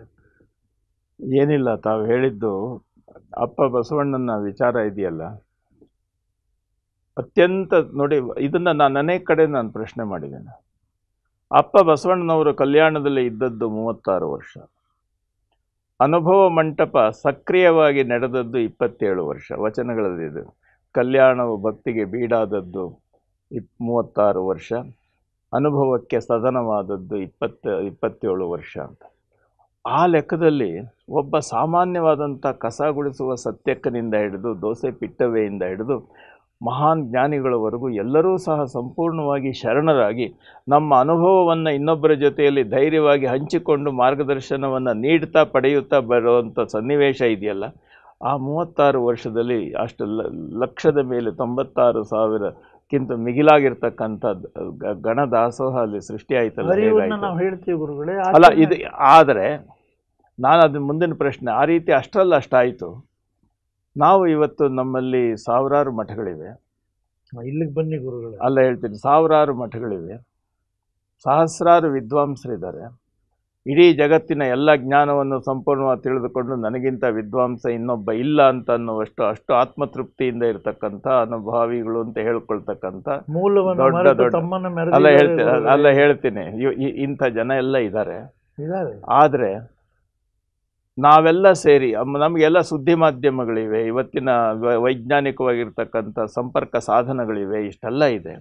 ಆದರೆ ನಾವೆಲ್ಲ ಸೇರಿ ಒಬ್ಬ ದೋಸೆ ಪಿಟ್ಟವೇ, ಒಬ್ಬ ಕಸ ಗುಡಿಸುವ ಸತ್ಯಕ್ಕನಂತಹ ಸ್ವಾಭಿಮಾನಿ ವ್ಯಕ್ತಿತ್ವವನ್ನು ಸೃಷ್ಟಿ ಮಾಡಲಿಕ್ಕೆ ನಮ್ಮ ಕೈನಲ್ಲಿ ಆಗಲಿಲ್ವಲ್ಲ. 36 ವರ್ಷದಲ್ಲಿ ಅಪ್ಪ ಬಸವಣ್ಣ ಹೇಗೆ ಅಲ್ಲಿ ಮಾಡಿದ್ರು, ಅವ್ರ್ಯಾಕೆ ಹಾಗೆ, ನಾವ್ಯಾಕೆ ಹೀಗೆ? ಅಲ್ಲ, ಕೇಳೋ ಪ್ರಶ್ನೆ ಸರಿ ಇದೆ. ಆದರೆ ಮಠಗಳಲ್ಲಿ ಯಾಕೆ ಈ ರೀತಿಯ ಚಿಂತನ? ಶರಣರು ಮಾಡಿದ್ದು 36 ವರ್ಷ ಆಗಿದ್ದರೆ ನಾವು 850 ವರ್ಷ ತಗೊಂಡ್ರು ಕೂಡ ಮಠಗಳ ಮೇಲೆ ಗುರುಗಳು ಒಂದ್ ನಿಮಿಷ ಹಂಗಿಲ್ಲ ಅನ್ಬೇಡಿ. ನಾನು ಒಂದು ಮಾತು ಹೇಳ್ತೀನಿ, ಮೇಲೆ ಜವಾಬ್ದಾರಿ ಇತ್ತೋ ಇಲ್ವೋ? ಅಲ್ಲ, ಮಠಗಳು ಅಂತ ಅನ್ನೋಂಥದ್ದು ಈ ಜವಾಬ್ದಾರಿಗಳಿಗೋಸ್ಕರ ಸೃಷ್ಟಿಯಾದಂಥ ಸಂಸ್ಥೆಗಳು ಅಂತ ಅನ್ನೋಂಥ ಲೆಕ್ಕಕ್ಕಿಂತಲೂ ಅವು ಯಾವ ರೀತಿ ಅವು ಆಕಾರಗೊಂಡುವು ಅಂತ ಅನ್ನೋದನ್ನು ನಾವು ಇತಿಹಾಸದಲ್ಲಿ ನೋಡಬೇಕಾಗಿದೆ. ನಾವು ಬಸವ ಭಕ್ತರಾಗ್ಲಿ ಒಂದು ಹೇಳ್ತೇನೆ. ಯಡಿಯೂರು ಸಿದ್ಧಲಿಂಗೇಶ್ವರರು, ನಾವು ಇದು ಪರಂಪರೆಯಲ್ಲಿ ಹೇಳ್ತೀವಿ, ಯಡಿಯೂರು ಸಿದ್ಧಲಿಂಗೇಶ್ವರರು ಯಾವ ಮಠದ ಉತ್ತರಾಧಿಕಾರಿಗಳಾಗಿ ಬಂದರು? ನನಗೆ ಅರಿವಿಲ್ಲ ಗುರುಗಳು. ಅವರ ಗುರುಗಳಾದಂಥ ಗೋಸಲ ಚನ್ನಬಸವೇಶ್ವರರು ಯಾವ ಮಠದ ಉತ್ತರಾಧಿಕಾರಿಗಳಾಗಿದ್ದರು?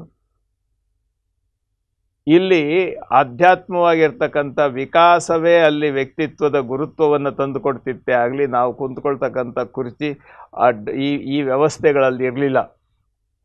ಈ ಮಠ ಪರಂಪರೆ ನಂತರ ಸಹಜವಾಗಿ ಒಂದೊಂದು ಕಡೆಯಲ್ಲಿ ಅವರು ನಿಂತ ಜಾಗವನ್ನು ಪವಿತ್ರ ಜಾಗ ಅಂತೇಳಿ ಗುರುತಿಸ್ಕೊಂಡು ಆ ಮಠದಲ್ಲಿ ಅದನ್ನು ಕರ್ತೃಗದ್ದಿಗೆಗಳು ಅಲ್ಲಿ ಇದ್ದವರು ಅಂತ ಹೇಳಿ ಮಾಡಿಕೊಂಡು ಅವರ ಅನುಯಾಯಿಗಳೆಲ್ಲ ಸೇರಿಕೊಂಡು ಇದು ಲೌಕಿಕವಾಗಿರ್ತಕ್ಕಂಥ ಆಚರಣೆಗಳಲ್ಲಿ ಬಂದದ್ದೇ ಹೊರತು ಆಧ್ಯಾತ್ಮಿಕವಾಗಿರ್ತಕ್ಕಂಥ ಎತ್ತರದ ನೆಲೆಯಲ್ಲಿ ಇಲ್ಲ. ಅಲ್ಲ, ಗದ್ದಿಗೆ ಸಂಸ್ಕೃತಿಯನ್ನು ಹುಟ್ಟು ಹಾಕಿದ್ರು ನೋಡಿ. ಒಂದು ಹೇಳ್ತೇನೆ, ಅಲ್ಲ, ನೀವು ಅಥಿಣಿ ಮುರುಗೇಂದ್ರ ಶಿವಿಗಳ ಚರಿತ್ರೆಯನ್ನು ನೀವು ನೋಡ್ತೀರ, ಅವರ ವಿಚಾರ ಕಥೆಗಳು ಬರ್ತವೆ. ಅಥಿಣಿ ಗುರುಗಳು ಅವರು ಒಂದು ಮಠದ ಸ್ವಾಮಿಗಳಾಗಿ ಅಂತ ಅನ್ನೋಂಥ ಇರೋದಕ್ಕೆ ಅವರು ಒಪ್ಪಲಿಲ್ಲ. ಅವರು ಎಲ್ಲ ಕಡೆಯೂ ಸಂಚಾರ ಮಾಡಿಕೊಂಡು ಬಂದು ಅಲ್ಲಿ ಬಂದಾಗ ಅವರು ಗುರುಗಳು ಹೇಳಿದ್ರು, ನೀನು ಇಲ್ಲೇ ನಿಲ್ಲಬೇಕು ಅಂತ. ಅವ್ರು ಹೇಳಿದ್ರು, ನಿಮ್ಮ ಮಾತಿನಂತೆ ನಾನಲ್ಲಿ ಇರ್ತೇನೆ, ಆದರೆ ಈ ಯಾವುದೇ ಜವಾಬ್ದಾರಿ ಮಠಾಧಿಪತಿತ್ವ ನನಗೆ ಬೇಡ ಅಂತ. ಅಲ್ಲ, ಆ ವ್ಯವಸ್ಥೆ ಅವ್ರ ಬಗ್ಗೆ ಉದಾಹರಣೆ ಕೊಡ್ತೀವಿ ಗುರುವೇ, ಇವತ್ತು ಯಾಕಿಲ್ಲ ಅದನ್ನೇ? ಅಲ್ಲ, ಅದು ನಮಗೆ ಇನ್ನೂ ಒಂದು ಇವೆಲ್ಲ ಬೇಕು ಅಂತ ಅನ್ನೋಂಥ ಆಸೆ, ಆಕಾಂಕ್ಷೆ, ಎತ್ತರ, ವ್ಯವಸ್ಥೆಗಳು ಇವೆಲ್ಲ ನಾವು ಇಟ್ಕೊಂಡಿದ್ದೀವಲ್ಲ. ನಾವು ಪೂಜ್ಯರು ಅಂತ ಇದ್ದೀವಿ. ಹೌದು, ನೀವು ಪೂಜ್ಯರು ಅಂತ ನೀವು ಅಂತ ಇದ್ದೀರಿ, ಅದೇ ನಮಗೆ ಸಿಕ್ಕುವಂಥ ಒಂದು ರೆಕಗ್ನಿಷನ್. ಆ ರೆಕಗ್ನಿಷನ್ ಇಂದ ತತ್ವಗಳನ್ನ ಬೆಳೆಸಬೇಕೇ ಹೊರತು ಅಲ್ಲ, ತತ್ವ ಬೆಳೆಸ್ತಾ ಇದ್ದೀರಾ? ಅಲ್ಲ, ಹೌದು, ತತ್ವ ಬೆಳೆಸೋದು ಕಷ್ಟ ಆಗ್ತದೆ, ಆದರೆ ಮಠ ಬೆಳೆಸೋದು ಸುಲಭ. ಅದು ನನಗೆ ಬೇಕಿಲ್ಲ. ಮಠ ಬೆಳೀಲಿ ಗುರುಗಳೇ. ಅವರು ಜ್ಞಾನ ದಾಸೋಹ ಮಾಡಿದ್ದಾರೆ, ಸಾಕಷ್ಟು ಸೇವೆ ಮಾಡಿದ್ದಾರೆ. ನಾನು ಇಲ್ಲ ಸಾರಾಸಗಟಾಗಿ ಏನೂ ಮಾಡಿಲ್ಲ ಅನ್ನೋ ಸಾಧ್ಯವೇ ಇಲ್ಲ, ಸಾಕಷ್ಟು ಮಾಡಿದ್ದಾರೆ. ಆದರೆ ಬಸವತ್ ಒಂದ್ ನಿಮಿಷ ಗುರುಗಳೇ, ಇವತ್ತು ಕೇಳಲೇಬೇಕಿದನ್ನ. ಯಾಕಂದ್ರೆ ಆಚರಣೆಯ ಬಗ್ಗೆ ಬರ್ತಾ ಇದೀವಿ ನಾವು. ಇಡೀ ನಮ್ಮ ಏನು ಶೀರ್ಷಿಕೆ ಇದೆ ಅದು ನಿಜ. ಒಟ್ಟು ಆಚರಣೆಗಳಿಗೆ ನಾವು ಬರ್ತಾ, ಯಾಕೆ ಇದು ಆಚರಣೆ ಆಗ್ತಾ ಇಲ್ಲ? ಅಲ್ಲ, ಸ್ವಲ್ಪ ನಾನು ಹೇಳೋದು ಕೇಳಿ. ಆಧ್ಯಾತ್ಮದ ನೆಲೆ ಅಂತ ಇದ್ದಾಗ ಅಥಿಣಿ ಶಿವಿಗಳು ಮತ್ತು ನಮ್ಮ ಹಿಂದಿನ ಒಂದು ಪರಂಪರೆಯನ್ನು ನೀವು ಗಮನಿಸಿ. ಅವರು ತಮಗಾಗಿ ಏನನ್ನೂ ಬಯಸಿದವರಲ್ಲ, ಸಮಾಜಕ್ಕಾಗಿ ಸರ್ವಸ್ವವನ್ನು, ತಮ್ಮ ಸಾಧನೆಯನ್ನು ಸಂಪೂರ್ಣವಾಗಿ ಬಿಟ್ಟುಕೊಟ್ಟವರು. ಅವರು ಯಾವತ್ತೂ ನಾನು ಅಂತನ್ನುವಂಥ ನೆಲೆಯಲ್ಲಿ ಬೆಳೆದವರಲ್ಲ. ಅದು ನಿರಂತರವಾಗಿ ಎಲ್ಲರ ಹಿತಕ್ಕಾಗಿ ಬೆಳೆದವರು. ಮಾಡುವ ಮಾಟದಲ್ಲಿ ತಾನಿಲ್ಲದಿರಬೇಕು ಅಂತನ್ನುವಂಥ ವಚನ ಪ್ರಜ್ಞೆಯನ್ನು ಯಾವತ್ತೂ ಬದುಕಿನಲ್ಲಿ ನಿಜಾಚರಣೆಯಲ್ಲಿ ಸಹಜವಾಗಿ ಅಳವಡಿಸಿಕೊಂಡವರು. ಆದರೆ ಆ ಪರಿಸ್ಥಿತಿ ಬಂದಾಗ ಏನಾಗುತ್ತೆ, ನಮಗೆ ಯಾವುದೋ ಒಂದು ಲೆಕ್ಕಾಚಾರದಲ್ಲಿ ನಾನು ಅಂತ ಅನ್ನುವಂಥದ್ದು ಬಂದು ಕೂತ್ಕೊಳ್ಳುತ್ತದೆ. ನಾನು ಅನ್ನೋದು ಕೂತ್ಕೊಳ್ಳಲಿಕ್ಕೆ ಕಾರಣ ಆಗತಕ್ಕಂಥದ್ದು ಆತ್ಮನಿರೀಕ್ಷೆಯ ನೆಲೆಯಲ್ಲಿ ಬೇರೆಯವರ ಪ್ರೇರಣೆ ಆಗ್ತದೆ. ನೋಡಿ, ಅದನ್ನೇ ಪ್ರಭುದೇವರು ಹೇಳಿದ್ರು, ಆನು ತಾನೆಂಬ ಅಹಮಿಕೆ ತಲೆದೋರಿದಲ್ಲಿ ಹಠಮಠ ಕುಟಿಲ ಕುಹಕವೆಂಬ ಬಿರುಗಾಳಿ ಹುಟ್ಟಿತ್ತು. ಬಿರುಗಾಳಿ ಹುಟ್ಟಲು ಒಡನೆ ಜ್ಞಾನಜ್ಯೋತಿ ಕೆಟ್ಟಿತ್ತು. ಜ್ಞಾನಜ್ಯೋತಿ ಕೆಡಲು ಆನು ತಾನೆಂಬ ಅರುಹಿನ ಹಿರಿಯರೆಲ್ಲರೂ ಘಸಣೆಗೊಳಗಾಗಿ ತಲೆ ಕೆಳಗಾಗಿ ಘಸಣೆಗೊಳಗಾದರು ನೋಡ ಗುಹೇಶ್ವರ. ಎಲ್ಲೋ ಒಂದು ಕಡೆ ನೋಡಿ, ಇದು ಬಸವಣ್ಣ ಇದಕ್ಕೆ ಒಂದೇ ಒಂದು ನಮಗೆ ಔಷಧಿ ಕೊಟ್ಟಿದ್ದಾನೆ. ಮಾಡುವಂತಿರಬೇಕು, ಮಾಡದಂತಿರಬೇಕು, ಮಾಡುವ ಮಾಟದಲ್ಲಿ ತಾನಿಲ್ಲದಿರಬೇಕು. ಈಗ ಸಾಕಷ್ಟು ಬಸವ ಭಕ್ತರಂಗಿದ್ದಾರೆ ಗುರು. ಇಲ್ಲ, ನಾನು ಹೇಳೋದು ಕೇಳಿ. ಮಾಡುವ ಮಾಟದಲ್ಲಿ ತಾನಿಲ್ಲದಿರಬೇಕು, ಕೂಡಲ ಸಂಗಮ ದೇವನ ನೆನೆಯುತ್ತ ನೆನೆಯದಂತಿರಬೇಕು. ಇದನ್ನು ಇಟ್ಟುಕೊಂಡು ಎಲ್ಲರೂ ನಿಮ್ಮ ನಿಮ್ಮ ತನುವ ಸಂತೈಸಿಕೊಳ್ಳಿ, ನಿಮ್ಮ ನಿಮ್ಮ ಮನವ ಸಂತೈಸಿಕೊಳ್ಳಿ. ಅಲ್ಲಲ್ಲ, ನಾನು ಹೇಳೋದು ನಿಮಗೆ ಅಂತಲ್ಲ, ಕೇಳೋರೆಲ್ಲರಿಗೂ. ನೀವು ಆ ರೀತಿ ನಿಮ್ಮ ಆತ್ಮನಿರೀಕ್ಷಣೆ ಮಾಡಿಕೊಂಡಾಗ ನಮ್ಮ ಅಳತೆ ಏನು ಅಂತ ನಮಗೆ ಗೊತ್ತಾಗುತ್ತೆ. ನೋಡಿ, ಜಗತ್ತಿನಲ್ಲಿ ಇದನ್ನು ಸರ್ಪಭೂಷಣ ಶಿವಯೋಗಿಗಳು ಸಹ ಹೇಳಿದ್ರು. ಮನಮೆಚ್ಚಿ ನಡೆಕೊಂಡ, ನೋಡಿ, ಜನಮೆಚ್ಚಿ ನಡೆಕೊಂಡರೇನುಂಟು ಲೋಕದಿ, ಮನಮೆಚ್ಚಿ ನಡೆಕೊಳ್ಳುವುದೇ ಚಂದವು, ಜನರೇನು ಬಲ್ಲರು ಒಳಗಾಗೋ ಕೃತ್ಯವ, ಮನವರಿಯದ ಕಳ್ಳತನವಿಲ್ಲವಲ್ಲ. ಸತ್ಯ. ಈ ವಾಸ್ತವ ಸತ್ಯವನ್ನು ಅವರು ಹೇಳಿದ್ರು. ಯಾಕೆ ಹೇಳಿದ್ರು ಅವರು ಅಷ್ಟೇ ಇಡೀ ಜಗತ್ತನ್ನೆಲ್ಲ ಸುತ್ತಕೊಂಡು ಶರಣ ಧರ್ಮದ ನೆಲೆಯಲ್ಲಿ ಎಲ್ಲ ಕಡೆ ಪ್ರಚಾರ ಮಾಡ್ತಾ ಎಲ್ಲವನ್ನು ಆತ್ಮನಿರೀಕ್ಷಣೆಯಲ್ಲಿ ತೊಡಗಿಸ್ಕೊಂಡು ಬಂದವರು ಸರ್ಪಭೂಷಣ ಶಿವಯೋಗಿಗಳು. ಹೌದು. ಅವರು ಮಠ ಕಟ್ಟಲಿಲ್ಲ, ಅವರು ನಿಂತ ಜಾಗ ಮಠವಾಯಿತು ಅಷ್ಟೇ. ಅವರು ಇಲ್ಲಿ ಬೆಂಗಳೂರಿನ ತಿಪ್ಪಸೆಟ್ಟಿ ಮಠದ ಗುರುಗಳ ಶಿಷ್ಯರಾಗಿದ್ದವರು. ಆ ಮಠಕ್ಕೆ ಉತ್ತರಾಧಿಕಾರಿಗಳು ನೀವು ಬಂದು ಗುರುಗಳು ತೆಗೆದುಕೊಳ್ಳಿ ಅಂತಂದ್ರೂ ಅವರ ತಂಟೆಗೆ ಹೋಗಿರಲಿಲ್ಲ. ಯಾಕೆ ಅಂತಂದರೆ ಇದು ನಿತ್ಯ ನಿರಂತರವಾಗಿ ಸಹಜವಾಗಿ ಸಂಚಾರ ಮಾಡ್ತಕ್ಕಂಥದ್ದು, ಧರ್ಮ ಪ್ರಸಾರ ಮಾಡ್ತಕ್ಕಂಥದ್ದು ನಮ್ಮ ಕರ್ತವ್ಯ ಅಂತ. ನೋಡಿ, ನಮ್ಮ ಹಿರಿಯರೇನು ಹೇಳ್ತಿದ್ರು, ಹಳ್ಳಿಗೆ ಏಕರಾತ್ರಿ, ಪಟ್ಟಣಕ್ಕೆ ಪಂಚರಾತ್ರಿ, ಈ ರೀತಿ ನಿಂತ ನೆಲೆಯಲ್ಲಿ ನಿರಂತರವಾಗಿ ಸಂಚಾರ ಮಾಡ್ತಕ್ಕಂಥದ್ದು ಗುರುಗಳ ಕರ್ತವ್ಯ. ಯಡಿಯೂರು ಸಿದ್ಧಲಿಂಗೇಶ್ವರರು ಅದೇ ರೀತಿ ಸುತ್ತಾಡಿದ್ರು. ಅವರ ಗುರುಗಳಾದಂಥ ಗೋಸಲ ಸಿದ್ದೇಶ್ವರರು ಅದೇ ರೀತಿ ಸುತ್ತಾಡಿದ್ರು. ಅವರ ಗುರುಗಳಾದಂಥ ಆ ಪರಂಪರೆಯಲ್ಲಿ ಬಂದಂಥ ನಿರಂಜನ ಗಣೇಶ್ವರರು ಇವರು ಅದೇ ರೀತಿ ಸುತ್ತಾಡಿದ್ರು. ಯಡಿಯೂರು ಸಿದ್ಧಲಿಂಗೇಶ್ವರ ಶಿಷ್ಯರು ಬೋಳಬಸವಾರಿಯರು ಯಾವ ಮಠದ ಸ್ವಾಮಿಗಳಾಗಿದ್ದರು. ಇದೆಲ್ಲ ಪರಂಪರೆ ಹೀಗೆ ಬರ್ತಾ ಏನಾಗ್ತದೆ ಅಂತಂದರೆ, ಎಲ್ಲೋ ಒಂದು ಕಡೆ ನಮ್ಮನ್ನು ಹೊಗಳುವಂಥ, ನಮ್ಮನ್ನು ಆರಾಧಿಸುವಂಥ ಭಕ್ತವೃಂದದ ಜೊತೆಯಲ್ಲಿ ಸೇರಿಕೊಂಡು ನಮಗೂ ಸ್ವಲ್ಪ ಅದರ ನೆಲೆಯಲ್ಲಿ ಸ್ವಲ್ಪ ಆಸಕ್ತಿ ಸೂಕ್ಷ್ಮವಾಗಿ ಬಂದಾಗ ಏನಾಗುತ್ತೆ ಅಂತಂದರೆ ಅದು ಒಂದು ನೆಲೆಯಲ್ಲಿ ನಾವು ನಿಂತ್ಕೊಂಡು ಬಿಡ್ತೇವೆ. ಇದರ ಪರಿಣಾಮ ಏನಾಯಿತು, ನಾವು ಸ್ಥಾವರವಾದ್ವಿ. ಮಠ ಮಹಾಮನೆ ಆಗಲಿಲ್ಲ, ಮಠ ಸ್ಥಾವರವಾಯಿತು. ಮಹಾಮನೆ ಅಂದ್ರೇನು? ಮಹಾಮನೆಯ ಅಧಿಕಾರಿಗಳು ಯಾರೂ ಇಲ್ಲ, ಬಂದವರೆಲ್ಲರ ಹಿತವನ್ನು ನೋಡ್ತಕ್ಕಂಥ ಬಾಗಿಲುಗಳೇ ಇಲ್ಲದೆ ಇರತಕ್ಕಂಥದ್ದು ಮಹಾಮನೆ.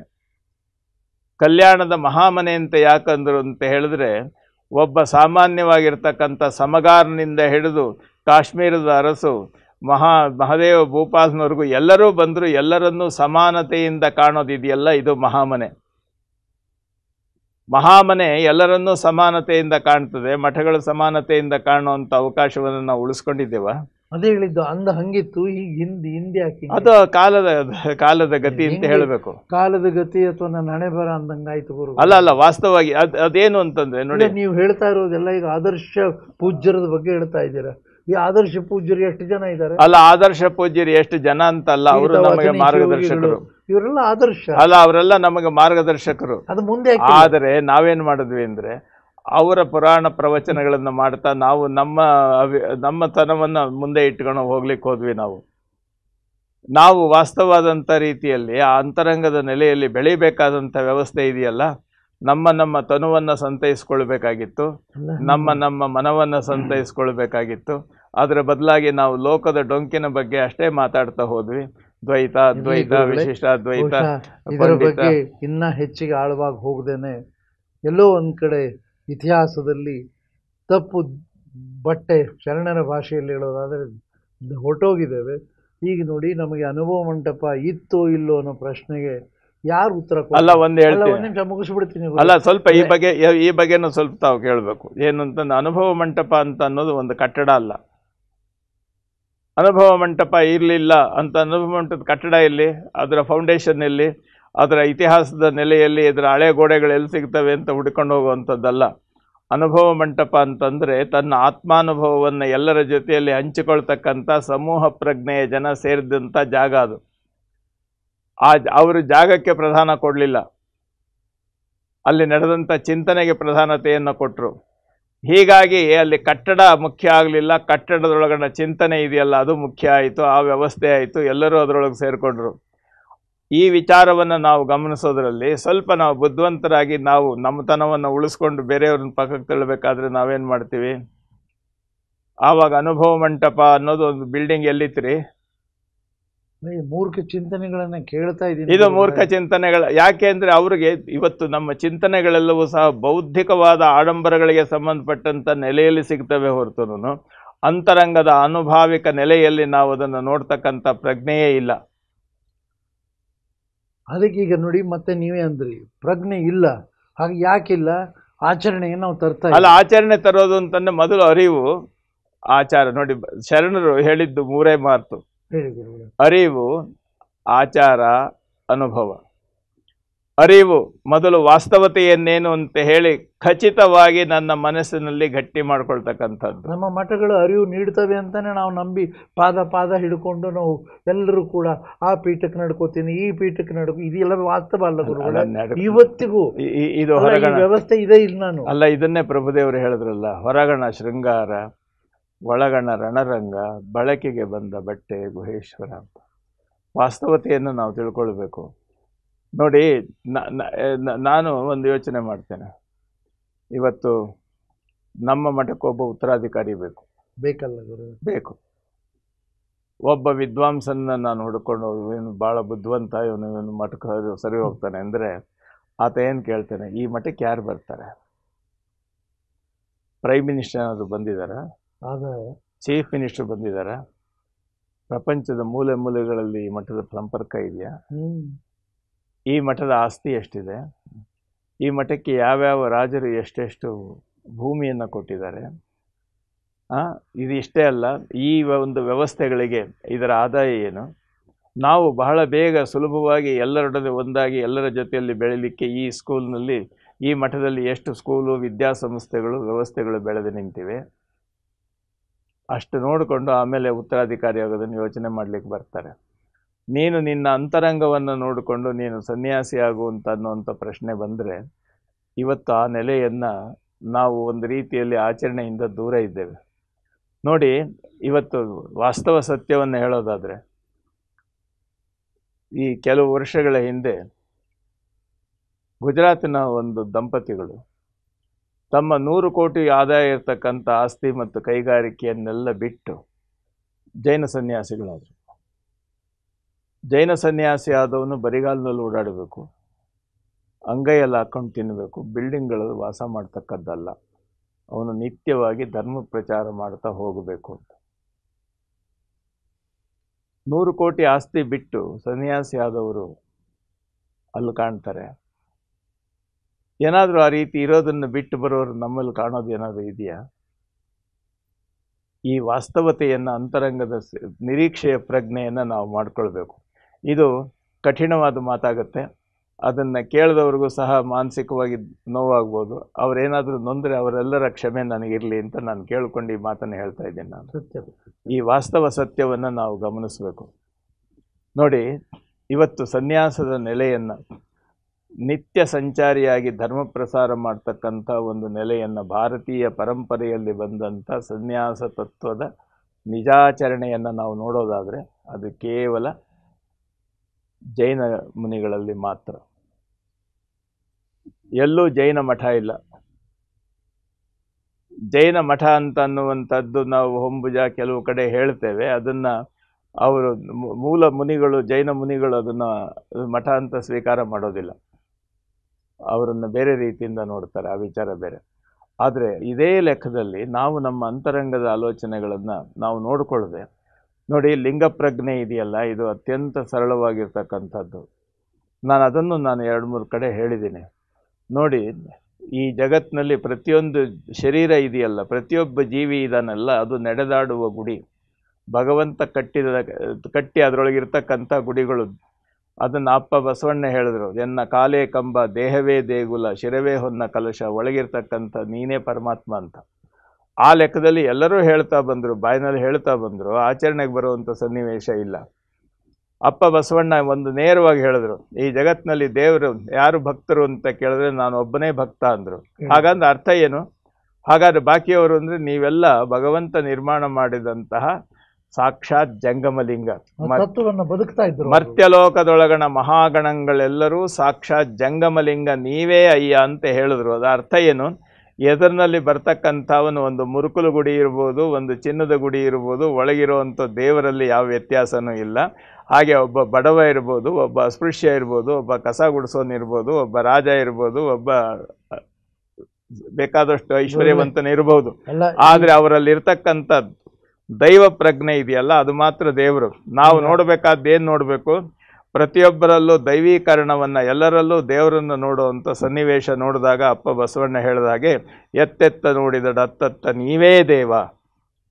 ಯಾಕೆಂದ್ರೆ ಎಲ್ಲ ಶರೀರಗಳು ಸಹ ನಡೆದಾಡುವ ಗುಡಿಗಳು. ಒಂದು ಸಮೂಹದಲ್ಲಿ ನಾನು ಹೇಳ್ತೇನೆ ಅಪ್ಪಾಜಿ, ಒಂದು ಸಮಾರಂಭದಲ್ಲಿ ನಾನು ಭಾಗವಹಿಸ್ತೇನೆ, ನಾನು ಮಾತಾಡ್ತಾ ಇದ್ದೇನೆ. ನಾನು 2 ಕಣ್ಣಿನಿಂದ ಎದುರಿಗೆ ಕುಂತಂಥ 1,000 ಜನಗಳನ್ನು ನೋಡ್ತೇನೆ, ಹೌದಲ್ಲ? ಆದರೆ 1,000 ಜನ ಎಷ್ಟು ಕಣ್ಣಿನಿಂದ ನನ್ನೊಬ್ಬನ ನೋಡ್ತಾರೆ? 2,000 ಕಣ್ಣಿಂದ. ಯಾರದು ಶ್ರೇಷ್ಠ? ಮತ್ತೆ ಆ ಪ್ರಜ್ಞೆ ನನಗೆ ಬಂದಾಗ ಏನಾಗುತ್ತೆ ಅಂತಂದರೆ, ಎಲ್ಲೆಲ್ಲೂ ಗುಡಿಗಳೇ ಕಾಣ್ತಾರೆ. ಎಲ್ಲಿ ನೋಡಿದಡಲ್ಲಿ ಲಿಂಗವು, ಎಲ್ಲಿ ಮುಟ್ಟಿದಡಲ್ಲಿ ಲಿಂಗವು, ಎಲ್ಲಿ ಮನಕಾನಂದ ತೋರಿದಡಲ್ಲಿ ಘನಲಿಂಗ, ಎಲ್ಲಿ ಭಾವಿಸಲಲ್ಲಿ ಲಿಂಗವು, ಎಲ್ಲ ಲಿಂಗದ ರೂಪೆನ್ನುತ್ತ ಸಹಜ ರೀತಿಯಿಂದ ತೋರಿಸುವಂಥ ವಿಧಾನ ಇದೆಯಲ್ಲ, ಇದು ಶರಣರು ಕೊಟ್ಟದ್ದು.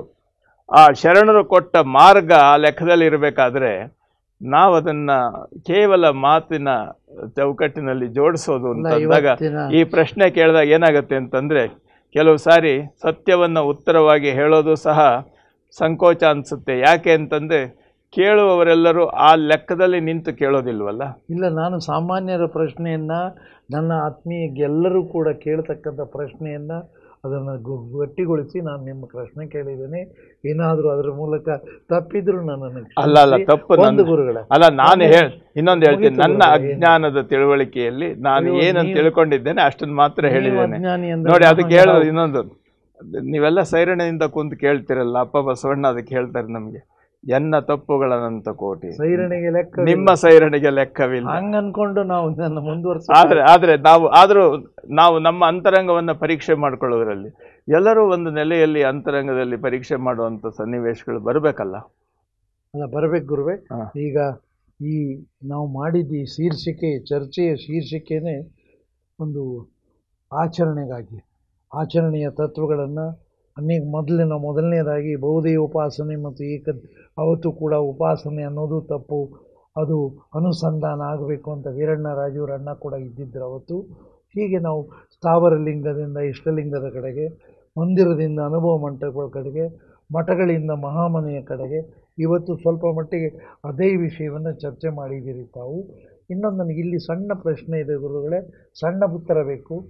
ಈ ಶರಣ ಸಂಸ್ಕೃತಿಯ ನಾಯಕ ಅಂತೇಳಿ ಸರ್ಕಾರ ಏನೋ ಘೋಷಿಸಿತು. ಹಾಗಾದರೆ ಈ ಶರಣ ಸಂಸ್ಕೃತಿಯಲ್ಲಿ ಮಠ ಸಂಸ್ಕೃತಿ ಮಿಶ್ರಿತವೇ ಅಲ್ಲವೇ? ನೋಡಿ, ವಚನಗಳ ನೆಲೆಯಲ್ಲಿ ತೆಗೆದುಕೊಂಡ್ರೆ ಶರಣರ ಮನೆಗಳೆಲ್ಲವೂ ಮಠಗಳೇ. ಹಾ ಗುರುಗಳೇ, ಸತ್ಯ. ಅಲ್ಲಿ ಮಠ ಅಂತ ಅನ್ನುವಂಥದ್ದು ಬೇರೆ ಅಲ್ಲ. ಅಲ್ಲ, ಮಠ ಅಂತ ಅನ್ನೋದು ಪೂಜ್ಯರು ಕೂತ್ಕೊಳ್ಳುವಂಥ ಜಾಗ, ಬಾಕಿಯವರೆಲ್ಲ ಪೂಜಕರು ಬಂದು ಅಲ್ಲಿ ನಮ್ಮನ್ನು ಪೂಜೆ ಮಾಡಬೇಕು ಅಂತ ಅನ್ನುವಂಥ ಅಹಂ ಮಮಕಾರಗಳ ನೆಲೆಯಲ್ಲಿ ಬರುವಂಥದ್ದು ಮಠ ಆಗೋದಿಲ್ಲ. ಈಗ ವಾಸ್ತವದಲ್ಲಿ ಏನಾಗಿದೆ ಗುರು? ಅಲ್ಲ, ಅದು ನಿಮ್ಮ ತನುವ ಸಂತೈಸಿಕೊಳ್ಳಿ, ನೀವು ಆಲೋಚನೆ ಮಾಡ್ಕೊಳ್ಳಿ. ಆ ವಿಚಾರದಲ್ಲಿ ನಾನು ಉತ್ತರ ಹೇಳುವಷ್ಟು ಶಕ್ತನಲ್ಲ.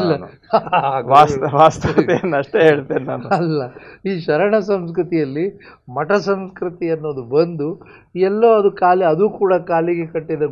ಅಲ್ಲ, ಒಂದು ಹೇಳ್ತೇನೆ, ಶರಣರಲ್ಲಿ ಯಾರೂ ದೊಡ್ಡವರಲ್ಲ, ಯಾರೂ ಸಣ್ಣವರಲ್ಲ. ಸತ್ಯ.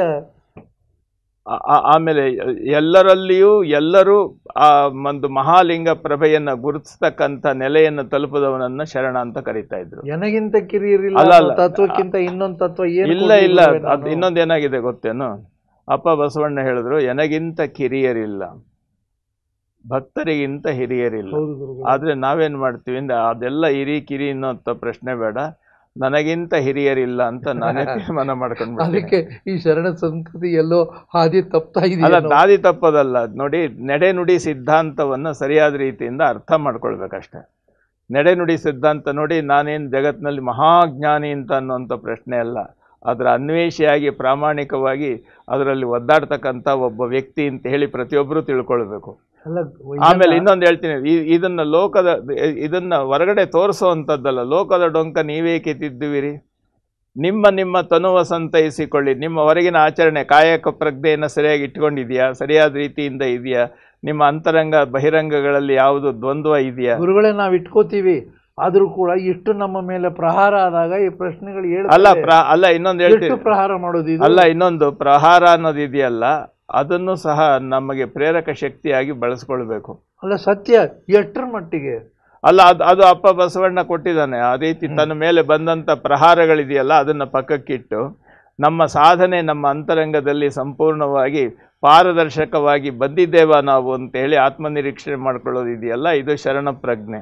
ನೋಡಿ, ಸಾಮಾನ್ಯವಾಗಿ ನೋಡಿ, ಒಂದು ಕಾಯಕ ಮಾಡ್ತಕ್ಕಂಥ ಪ್ರತಿಯೊಬ್ಬ ವ್ಯಕ್ತಿಯೂ ಸಹ ತನ್ನ ಸ್ವಕಾಯಕವ ಮಾಡಿ, ಅಂದರೆ ತನ್ನ ಮನಸ್ಸೊಪ್ಪಿದ ಕಾಯಕವನ್ನು ಮಾಡಿ, ಅದರಿಂದ ತಾನೇ ತನ್ನ ಅಂತರಂಗದಲ್ಲಿ ಇಂಟರ್ನಲ್ ಆಡಿಟಿಂಗ್ ಮಾಡಿಕೊಂಡು ಅರಿವು ಮತ್ತು ಲಿಂಗ ಪ್ರಜ್ಞೆ, ಅರಿವಿನ ಜಾಗೃತಿ ಮತ್ತು ಜಂಗಮ ಪ್ರಜ್ಞೆ ಅಂತಂದರೆ ನಾನು ಮಾಡ್ತಾ ಇರ್ತಕ್ಕಂಥದ್ದು ಅರಿವಿನಿಂದ ಕೂಡಿದ ವಿಚಾರವ, ಇದರಲ್ಲಿ ನನ್ನ ಸಂಪೂರ್ಣವಾಗಿರುವಂಥ ಕಾನ್ಸಂಟ್ರೇಷನ್ ಇದೆಯಾ, ಮತ್ತು ಇದು ಸಂಪೂರ್ಣವಾಗಿ ಸಮಾಜಕ್ಕೆ ಉಪಕಾರಿಯಾಗಿದೆಯಾ? ಇವು ಮೂರು ತತ್ವಗಳನ್ನು ಇಟ್ಕೊಂಡು ಗುರು ಲಿಂಗ ಜಂಗಮಕ್ಕೆ ಅರ್ಪಿಸಿ ಅಂತ ಶರಣರು ಹೇಳಿದ್ರು.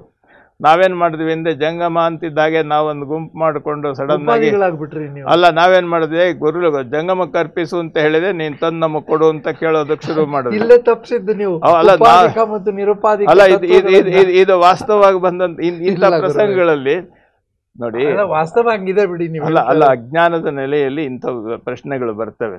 ಆದ್ರೆ ಯಾವಾಗ್ಲೂ ಅದೇ ಪ್ರಶ್ನೆ ಅಜ್ಞಾನವಾಸ ಗುರುಗಳೇದು ಅಲ್ಲ ಪ್ರಶ್ನೆ ಅಜ್ಞಾನವಲ್ಲ. ನನ್ನ ಪ್ರಶ್ನೆ ಕೇಳ್ತಾ ಇಲ್ಲ, ಇಡೀ ಸಮಾಜ ಅಲ್ಲ. ನಾನು ಹೇಳೋದು ಕೇಳಿ, ನಿಮ್ಮ ಪ್ರಶ್ನೆ ಅಜ್ಞಾನದಿಂದ ಕೂಡಿಲ್ಲ.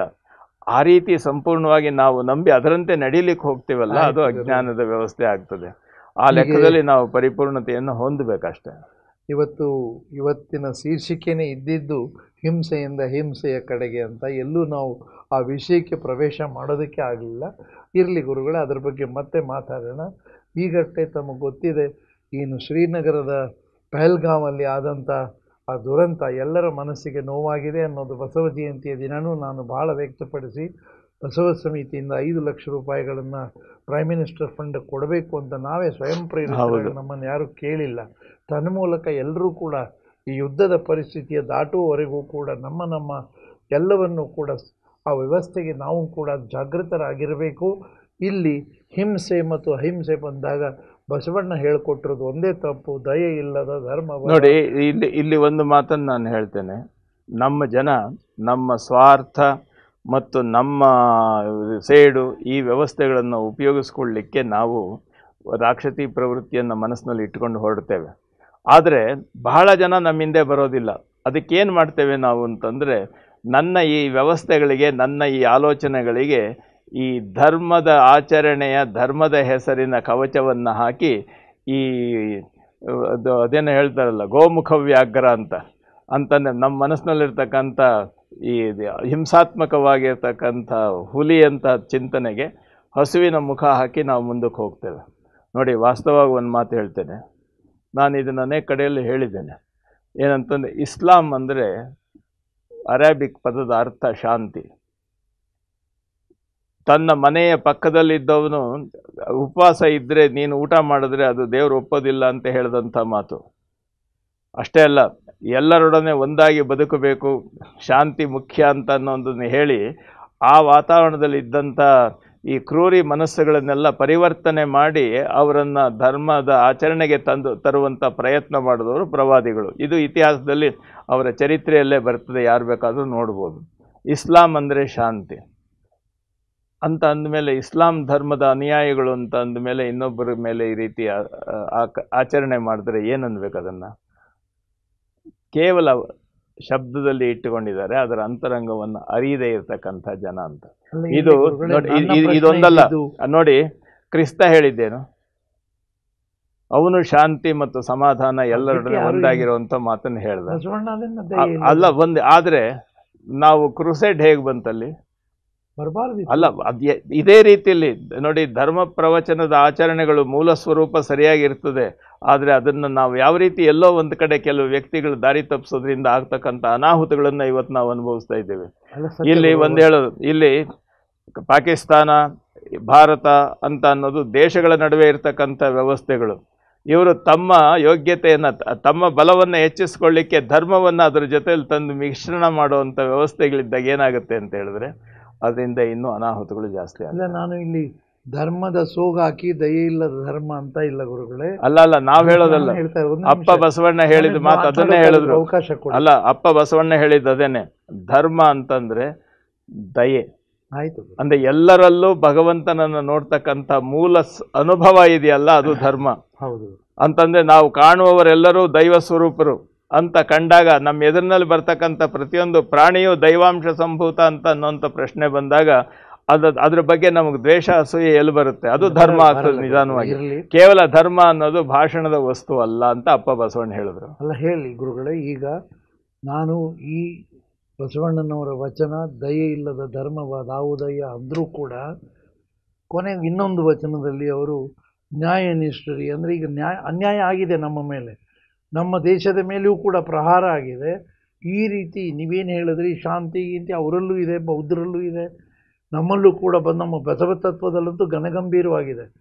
ಆದರೂ ಇಲ್ಲಿ ನ್ಯಾಯ ನಿಷ್ಠುರಿ ದಾಕ್ಷಿಣ್ಯ ಪರ ನಾನಲ್ಲ ಅಂದಾಗ ಎಲ್ಲಿ ಅನ್ಯಾಯ ನನ್ನ ದೇಶದ ಮೇಲೆ ಆಗಿದೆ ಅದರ ವಿರೋಧಿಸಿ ಹೌದು, ಅದು ಅಪ್ಪ ಬಸವಣ್ಣ ಹೇಳಿದ್ದನ್ನೇ ನೋಡಿ. ಅಲ್ಲ, ಒಂದು ನ್ಯಾಯ ನಿಷ್ಠುರಿ ದಾಕ್ಷಿಣ್ಯ ಪರ ನಾನಲ್ಲ, ಅದರ ಅರ್ಥ ಎಷ್ಟು ಜೋರ. ಆಮೇಲೆ ಅಷ್ಟೇ ಅಲ್ಲ, ಲೋಕ ವಿರೋಧಿ ಶರಣ ಯಾರಿಗೂ ಅಂಜುವನಲ್ಲ. ಈ ಸ್ವಾರಸ್ಯ ಯಾತಕ ಸ್ವಾರಸ್ಯ ಅಂತಂದ್ರೆ, ನಾನು ಸತ್ಯವಾದ ಮಾರ್ಗದಲ್ಲಿ ಇದ್ದೇನೆ ತೋರಿಕೆಗೋಸ್ಕರ ಅಲ್ಲ, ನನ್ನ ಅಂತರಂಗದ ನೆಲೆಯಲ್ಲಿ ಆ ಗಟ್ಟಿತನ ನಿನಗೆ ಬಂದಾಗ ಹೊರಗಿನವ್ರು ಏನಾದ್ರು ಅಂದ್ಲಿ ಅದ್ರ ಕಡೆ ನೀನು ತಲೆ ಕೆಡಿಸ್ಕೊಂಬೇಡ. ಸತ್ಯ. ಈಗ ಆ ವಚನವನ್ನು ಇಟ್ಕೊಂಡು ಈ ದಯೆ ಇಲ್ಲದ ಧರ್ಮ ಅಂದಾಗ ಎಲ್ಲೋ ನಾವು ಒಂದು ನೋಡಿ, ಅಲ್ಲ ಒಂದು ಹೇಳೋದಕ್ಕೆ ಆ ವಚನಕ್ಕೂ ಈ ವಚನಕ್ಕೂ ಏನು ವಿರೋಧ ಇಲ್ಲ ಗುರುಗಳೇ. ಅಲ್ಲ, ಅಲ್ಲ ವಸ್ತುಸ್ಥಿತಿಗೆ ಅದು ಹೇಳ್ತಾ ಇರೋದು. ನೋಡಿ, ದಯವಿಲ್ಲದ ಧರ್ಮ, ನಿನ್ನ ಧರ್ಮ ವಾಸ್ತವ ಪ್ರಜ್ಞೆ ನೀನ್ ನೋಡ್ಬೇಕಾದ್ದು, ನೀನ್ ಮಾಡಬೇಕಾದ್ದು. ಒಬ್ಬ ಅಧರ್ಮಿ ಅದ್ರ ವಿರುದ್ಧವಾಗಿ ನಡ್ಕೊಳ್ತಾನೆ ಅಂತ ಅಂದಾಗ ಆಯ್ತೋ ಇಲ್ವೋ, ಅದಕ್ಕೋಸ್ಕರ ನೀನ್ ನ್ಯಾಯ ನಿಷ್ಠುರಿ ಅಷ್ಟೇ. ಲೋಕ ವಿರೋಧಿ ಶರಣ. ಹೌದು, ಆವಾಗ ನ್ಯಾಯ ನಿಷ್ಠರಿಯಾಗಿ ಅವನು ವಿಭೂತಿ ಧರಿಸ್ಕೊಂಡು ಬಂದಿದ್ದಾನೆ, ಅವನ್ ಯಾಕೆ ಬಡಿತಾ ಇದ್ದೀರಿ ಅಂತಂದ್ರೆ ಅವನ ಅಪರಾಧಗಳಿಗೆ ಏಟು ಕೊಡ್ಲೇಬೇಕು. ಆವಾಗ ಲೋಕ ವಿರೋಧಿ ಶರಣನಾಗ, ಅಲ್ಲ ಲೋಕ ವಿರೋಧಿ ಶರಣನಾಗ ಅವಾಗ ಅದೇ ವಿರೋಧ ಆ ವ್ಯವಸ್ಥೆಯಲ್ಲಿ ಇಲ್ಲ. ಇವತ್ತಿನ ಪಾಕಿಸ್ತಾನದ ಯುದ್ಧದ ಹಿನ್ನೆಲೆಯಲ್ಲಿಯೂ ಕೂಡ ರಾಷ್ಟ್ರ ಅತ್ಯಂತ ಅನ್ಯಾಯಕ್ಕೊಳಗಾಗಿದೆ. ನಾವೆಲ್ಲ ನೋವಿನಲ್ಲಿದ್ದೇವೆ. ಇಂಥ ಸಂದರ್ಭದಲ್ಲಿ ಕೂಡಲ ಸಂಗಮ ದೇವನ ರಾಜ ತೇಜದಲ್ಲಿಪ್ಪೆನಾಗಿ ಅನ್ನೋ ತತ್ವ ಇದೆಯಲ್ಲ. ಹೀಗಾಗಿ ಬಸವಣ್ಣನವರನ್ನ ಯಾವುದೇ ವಚನದಲ್ಲಿ ಶರಣರನ್ನ ಎಲ್ಲಾ ಕಡೆ ನಾವು ನೋಡಬಹುದು. ನೋಡಿ, ಒಂದು ಹೇಳೋದು, ಸನ್ಮಾರ್ಗದಲ್ಲಿ ಹೋಗುವಂಥ ಮಾರ್ಗಗಳಿರ್ತವೆ. ಈಗ ಒಬ್ಬ ಮನುಷ್ಯ ಬದುಕೋದಕ್ಕೆ ಬೇಕಾಗ್ತಕ್ಕಂಥ ಚಿಂತನೆಗಳಿವೆ. ಅವನಿಗೆ ಒಂದು ರೋಗ ಬಂದಿದೆ, ಆವಾಗ ಅವನು ಈ ರೀತಿ ಬದುಕಲಿಕ್ಕೆ ಆಗೋದಿಲ್ಲ. ಆದರೆ ಆ ರೋಗಿಯನ್ನು ನಾವು ಸಂಪೂರ್ಣವಾಗಿ ಒಂದು ಶಸ್ತ್ರಕ್ರಿಯೆಗೆ ಒಳಗು ಮಾಡಬೇಕು ಅಂತ ಅಂದಾಗ ಅದರಲ್ಲಿ ವೈರ ಇಲ್ಲ, ಆ ತಪ್ಪುಗಳನ್ನು ನೋಡಿ. ಅದಕ್ಕೆ ಹೇಳಿದ್ನಲ್ಲ, ತಂದೆ ಮಕ್ಕಳ ಮೇಲೆ ಮುನಿಯೋದು ಅವಗುಣಕ್ಕೆ ಮುನಿವನಲ್ಲದೆ ಪ್ರಾಣಕ್ಕೆ ಮುನಿಯ. ಇಲ್ಲಿ ನಾವು ನೋಡಿ, ನಾನು ಹೇಳ್ತೇನೆ, ನಮ್ಮ ದೇಶದ ಒಬ್ಬ ನಾಯಕ, ದೇಶವನ್ನು ಮುನ್ನಡೆಸ್ತಕ್ಕಂಥ ಒಬ್ಬ ಹಿರಿಯ ಅವಗುಣಗಳನ್ನು ಅದ್ರ ಬಗ್ಗೆ ಮುನಿಲೇಬೇಕು, ಅವಗುಣಗಳಿಗೆ ಪಾಠ ಹೇಳಬೇಕು, ಅವಗುಣಗಳಿಗೆ ಶಿಕ್ಷೆ ಕೊಡಬೇಕು. ಆದರೆ ಸನ್ಮಾರ್ಗದಲ್ಲಿರ್ತಕ್ಕವರಿಗೆ ಧರ್ಮದ ಉಪದೇಶವನ್ನು ಮಾಡಬೇಕು ಅವನು. ಇದು ಲೋಕದ ನೆಲೆಯಲ್ಲಿ ಬರ್ತಕ್ಕಂಥ ಆಚರಣೆಗಳು. ಅದ್ರ ಬಗ್ಗೆ ತಲೆ ಕೆಡಿಸ್ಕೊಳ್ಬೇಕಾದ್ರೆ ತಲೆ ಕೆಡಿಸ್ಕೊಳ್ಳೋ ಪ್ರಶ್ನೆ ಇಲ್ಲ. ಇದು ರಾಷ್ಟ್ರದ ಮೇಲೆ ಆಗಿರತಕ್ಕಂತಹ ಈ ಅನ್ಯಾಯವನ್ನು ನಾವೆಲ್ಲರೂ ಕೂಡ ಒಬ್ಬ ಭಾರತೀಯನಾಗಿ ನಮ್ಮ ಮನಸ್ಸಿನಲ್ಲಿ ನೋವಾಗ್ತದೆ. ನೋಡಿ, ಸಮೂಹ ಪ್ರಜ್ಞೆಯಿಂದ ನಾವು ಅದನ್ನು ಗಮನ. ಸಮಯ ಆಗೋಯ್ತು ಗುರುಗಳೇ ಇವತ್ತು. ಮತ್ತೆ ಇದನ್ನು ನಾನು ಇಲ್ಲಿಗೆ ಬಿಡೋದಿಲ್ಲ, ಖಂಡಿತವಾಗಿ ಮುಂದುವರಿಸೋಣ. ಯಾಕಂದರೆ ಎಲ್ಲಿಯವರೆಗೆ ಈಗ ನೋಡಿ, ಅವನು ಭಾರತ ಮಂಟಪದಲ್ಲಿ ನಿಮ್ಮಲ್ಲಿ ಆಚರಣೆ ಇಲ್ಲ ಅನ್ನೋ ಮಾತನ್ನು ನಾನು ನೇರವಾಗಿ ಹೇಳಿದಾಗ, ಹಾಗಾದರೆ ಆಚರಣೆ ಮಾಡಬೇಕಾದದ್ದು ಯಾರ ಜವಾಬ್ದಾರಿ? ಎಲ್ಲಿ ತಪ್ತಾ ಇದ್ದೇವೆ? ಉತ್ತರ ಕರ್ನಾಟಕದ ಕೆಲವು ಕಡೆ ಭಾಳ ಪ್ರಯತ್ನ ಮಾಡ್ತಾ ಇದ್ದಾರೆ ಈ ನಿಜಾಚರಣೆಗಳ ಬಗ್ಗೆ. ಅವರೆಲ್ಲರಿಗೂ ನಾವು ಕೃತಜ್ಞತರಾಗಿರಬೇಕು. ಅನೇಕ ಕಡೆ ಗುರುಗಳೇ ನಿಜಾಚರಣೆಯ ಬಗ್ಗೆ, ಇಲ್ಲಿ ದಕ್ಷಿಣ ಕರ್ನಾಟಕದಲ್ಲಿಯೂ ನಿಜಾಚರಣೆಗಳಿಂದ ತುಂಬ ದೂರ ಇದ್ದೀರಾ, ನಿಮಗೆ ಗೊತ್ತಿದೆ. ಇಲ್ಲಿ ಏನೇನೋ ಹೇಳ್ತಾರೆ, ದೇವರ ಕಲ್ಪನೆಗಳು ಬೇರೆ ಇವೆ. ನೋಡಿ, ಧರ್ಮ ಗುರುಗಳ ಇವತ್ತು ಸಮಯ ಆಗಿದೆ, ಮತ್ತೆ ಇದನ್ನು ಖಂಡಿತ ಮುಂದುವರ್ಸೋಣ. ನೋಡಿ, ಒಂದು ಮಾತು ಇದರಲ್ಲಿ ಸೂಕ್ಷ್ಮವಾಗಿ ಒಂದು ಮಾತು ಹೇಳ್ತೀನಿ ನಾನು. ಹೇಳಿ ಗುರುಗಳು. ಇವತ್ತು ಬೇಕಾದಷ್ಟು ನಮ್ಮ ಧರ್ಮ ಬೋಧೆಗಳು ಸಾಕಷ್ಟಿವೆ. ಆದರೆ ಒಬ್ಬ ಪ್ರಭುಪಾದರು ಕೇವಲ ಒಂದು ಭಾಗವತ ಪುಸ್ತಕ ತೆಗೆದುಕೊಂಡು ಹೋಗಿ ಇಡೀ ಅಮೇರಿಕಾದಲ್ಲಿ 15 ವರ್ಷಗಳಲ್ಲಿ 108 ಕೃಷ್ಣ ಪ್ರಜ್ಞಾ ಸಂಸ್ಥೆಗಳನ್ನು ಪ್ರಾರಂಭ ಮಾಡುವಂಥ ಕೆಲಸ ಮಾಡಿದ್ರಲ್ಲ, ಇಲ್ಲಾಗಲಿಲ್ಲ. ಅಲ್ಲ್ಯಾಕಾಯ್ತು? 2 ದಿನ ಇರಲಿಲ್ಲ ಗುರುಗಳೇ, ನಾವು ಮಾಡ್ತಿರ್ತೀವಿ ಈಗ. ಅಲ್ಲ, ಕಾರಣ ಏನು? ಚಾಲೆಂಜ್ ಕೊಡ್ತೀವಿ. ಅಲ್ಲ, ಕಾರಣ ಏನು ಅಂದರೆ ಒಂದು ಹೇಳ್ತೇನೆ. ಹೇಳಿ. ಆ ಜನಗಳಲ್ಲಿ ದ್ವಂದ್ವ ಇರಲಿಲ್ಲ, ಸಹಜವಾಗಿ ಹೇಳಿದ್ದನ್ನು ಅನುಸರಿಸಿದ್ರು. ಇವತ್ತು ಬಸವ ತತ್ವ ಹೊರಗಡೆ ಎಷ್ಟು ವಿಶೇಷವಾದ ರೀತಿಯಲ್ಲಿ ಬೆಳೀತಾ ಇದೆ. ಕಾರಣ ಏನು ಅಂತಂದರೆ ಅವ್ರ ಮುಂದೆ ದ್ವಂದ್ವಗಳಿಲ್ಲ. ಇಲ್ಲ ಗುರುಗಳೇ, ಸತ್ಯ. ಆದರೆ ಇಲ್ಲಿ ದ್ವಂದ್ವ ಹುಟ್ಟಾಕದವ್ರು ಯಾರು? ಅಲ್ಲ, ಇಲ್ಲಿನ ದ್ವಂದ್ವಗಳನ್ನು ಬಿಡಿ, ಅದು ಸರಿ ಹೋಗ್ತದೆ. ಅಲ್ಲಿಂದ ಬಂದ್ಮೇಲೆ ಇದು ಸರಿ ಹೋಗ್ತದೆ. ದ್ವಂದ್ವ ಹುಟ್ಟಾಕದವ್ರನ್ನ ನೀವು ಪೋಸ್ಟ್ ಮಾಡ್ತಾ ಕೂತ್ಕೊಂಡು ಏನೂ ಪ್ರಯೋಜನ ಇಲ್ಲ. ಪೋಸ್ಟ್ ಮಾಡ್ತಾ ಮುಂದಿನ ಕಾರ್ಯ ಆಗಬೇಕು. ಆಳವಾಗಿ ಚಿಂತನೆ ಮಾಡೋಣ ಅಂತ ಈ ರೀತಿ ಪ್ರಶ್ನಾರ್ಥಗಳು. ಆಯ್ತಪ್ಪಾಜಿ, ಏನೇ ಇರಲಿ. ಅಲ್ಲ, ಕಾರ್ಯಕ್ರಮಕ್ಕೆ ಅಲ್ಲ, ಇದನ್ನ ನನ್ನ ಕ್ಲಾಸ್ ಅಂತ ತಿಳ್ಕೊಂಡಿದ್ದೀನಿ. ಎಕ್ಸಾಮಿನರ್ ಪ್ರಶ್ನೆ ಮಾಡಿ ವಾಸ್ತವವಾದಂತ ರೀತಿಯಿಂದ ನನ್ನ ಮನಸ್ಸಿನ ಭಾವನೆಗಳನ್ನ ಹೇಳಿದ್ದೀನಿ. ನಾನು ಎಲ್ಲರ ಭಾವನೆಗಳನ್ನು ಒಗ್ಗೂಡಿಸಿ ನಾನು ಅಲ್ಲ, ಅಕಸ್ಮಾತ್ ಏನಾದ್ರು ನಾನು ಹೇಳಿದ್ರಲ್ಲಿ ತಪ್ಪಿದ್ರೆ ತಪ್ಪುಗಳ ಅನಂತ ಕೋಟಿ ತಿದ್ದುಕೊಳ್ಳಿ, ಮಾರ್ಗದರ್ಶನ ಮಾಡಿ. ತಪ್ಪು ಇಲ್ಲಿಂದ ಬರುತ್ತೆ, ತಪ್ಪಲ್ಲ. ಈ ಚಿಂತನೆಗಳು ಇನ್ನೂ ಆಳವಾಗಿ ಹೋಗ್ಬೇಕಾಗ್ತದೆ. ಎಲ್ಲರೂ ಕೂಡ ಸಮಷ್ಟಿಯಾಗಿ ಇದಕ್ಕೆ ಮಾಡದೆ ಹೋದರೆ ಬಹುಶಃ ಏನು ಪ್ರಯೋಜನ ಆಗೋದಿಲ್ಲ. ಇಲ್ಲವಾದಲ್ಲಿ ನಮಗೂ ಬೇಸರ ಬರುತ್ತೆ. ಆಯ್ತು, ಮುಂದಿನ ಚಿಂತನೆಗಳನ್ನು ಮುಂದುವರಿಸೋಣ. ಶರಣ ಶರಣಾರ್ಥಿರಿ.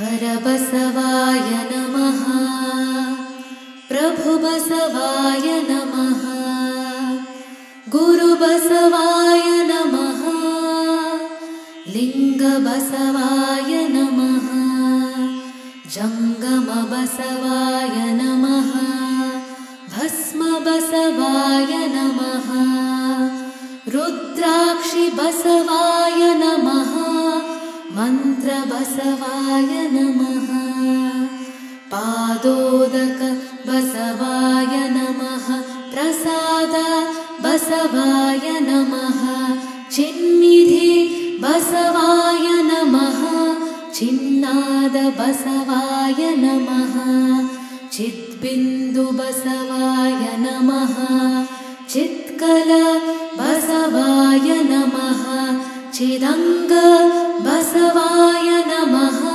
ನಿಷ್ಪ್ರಪಂಚ ಬಸವಾಯ ನಮಃ, ನಿರಂಜನ ಬಸವಾಯ ನಮಃ, ನಿರ್ಗುಣ ಬಸವಾಯ ನಮಃ, ನಿತ್ಯತೃಪ್ತ ಬಸವಾಯ ನಮಃ, ಅಕಾರ ಬಸವಾಯ ನಮಃ, ಉಕಾರ ಬಸವಾಯ ನಮಃ, ಮಕಾರ ಬಸವಾಯ ನಮಃ, ನಕಾರ ಬಸವಾಯ ನಮಃ, ಮಕಾರ ಬಸವಾಯ ನಮಃ. बसवाय नमः वकार बसवाय नमः यकार बसवाय नमः ओंकार बसवाय नमः ह्रींकार बसवाय नमः संगमेश्वर बसवाय नमः प्रत्यक्ष कपिल सिद्ध मल्लिकार्जुन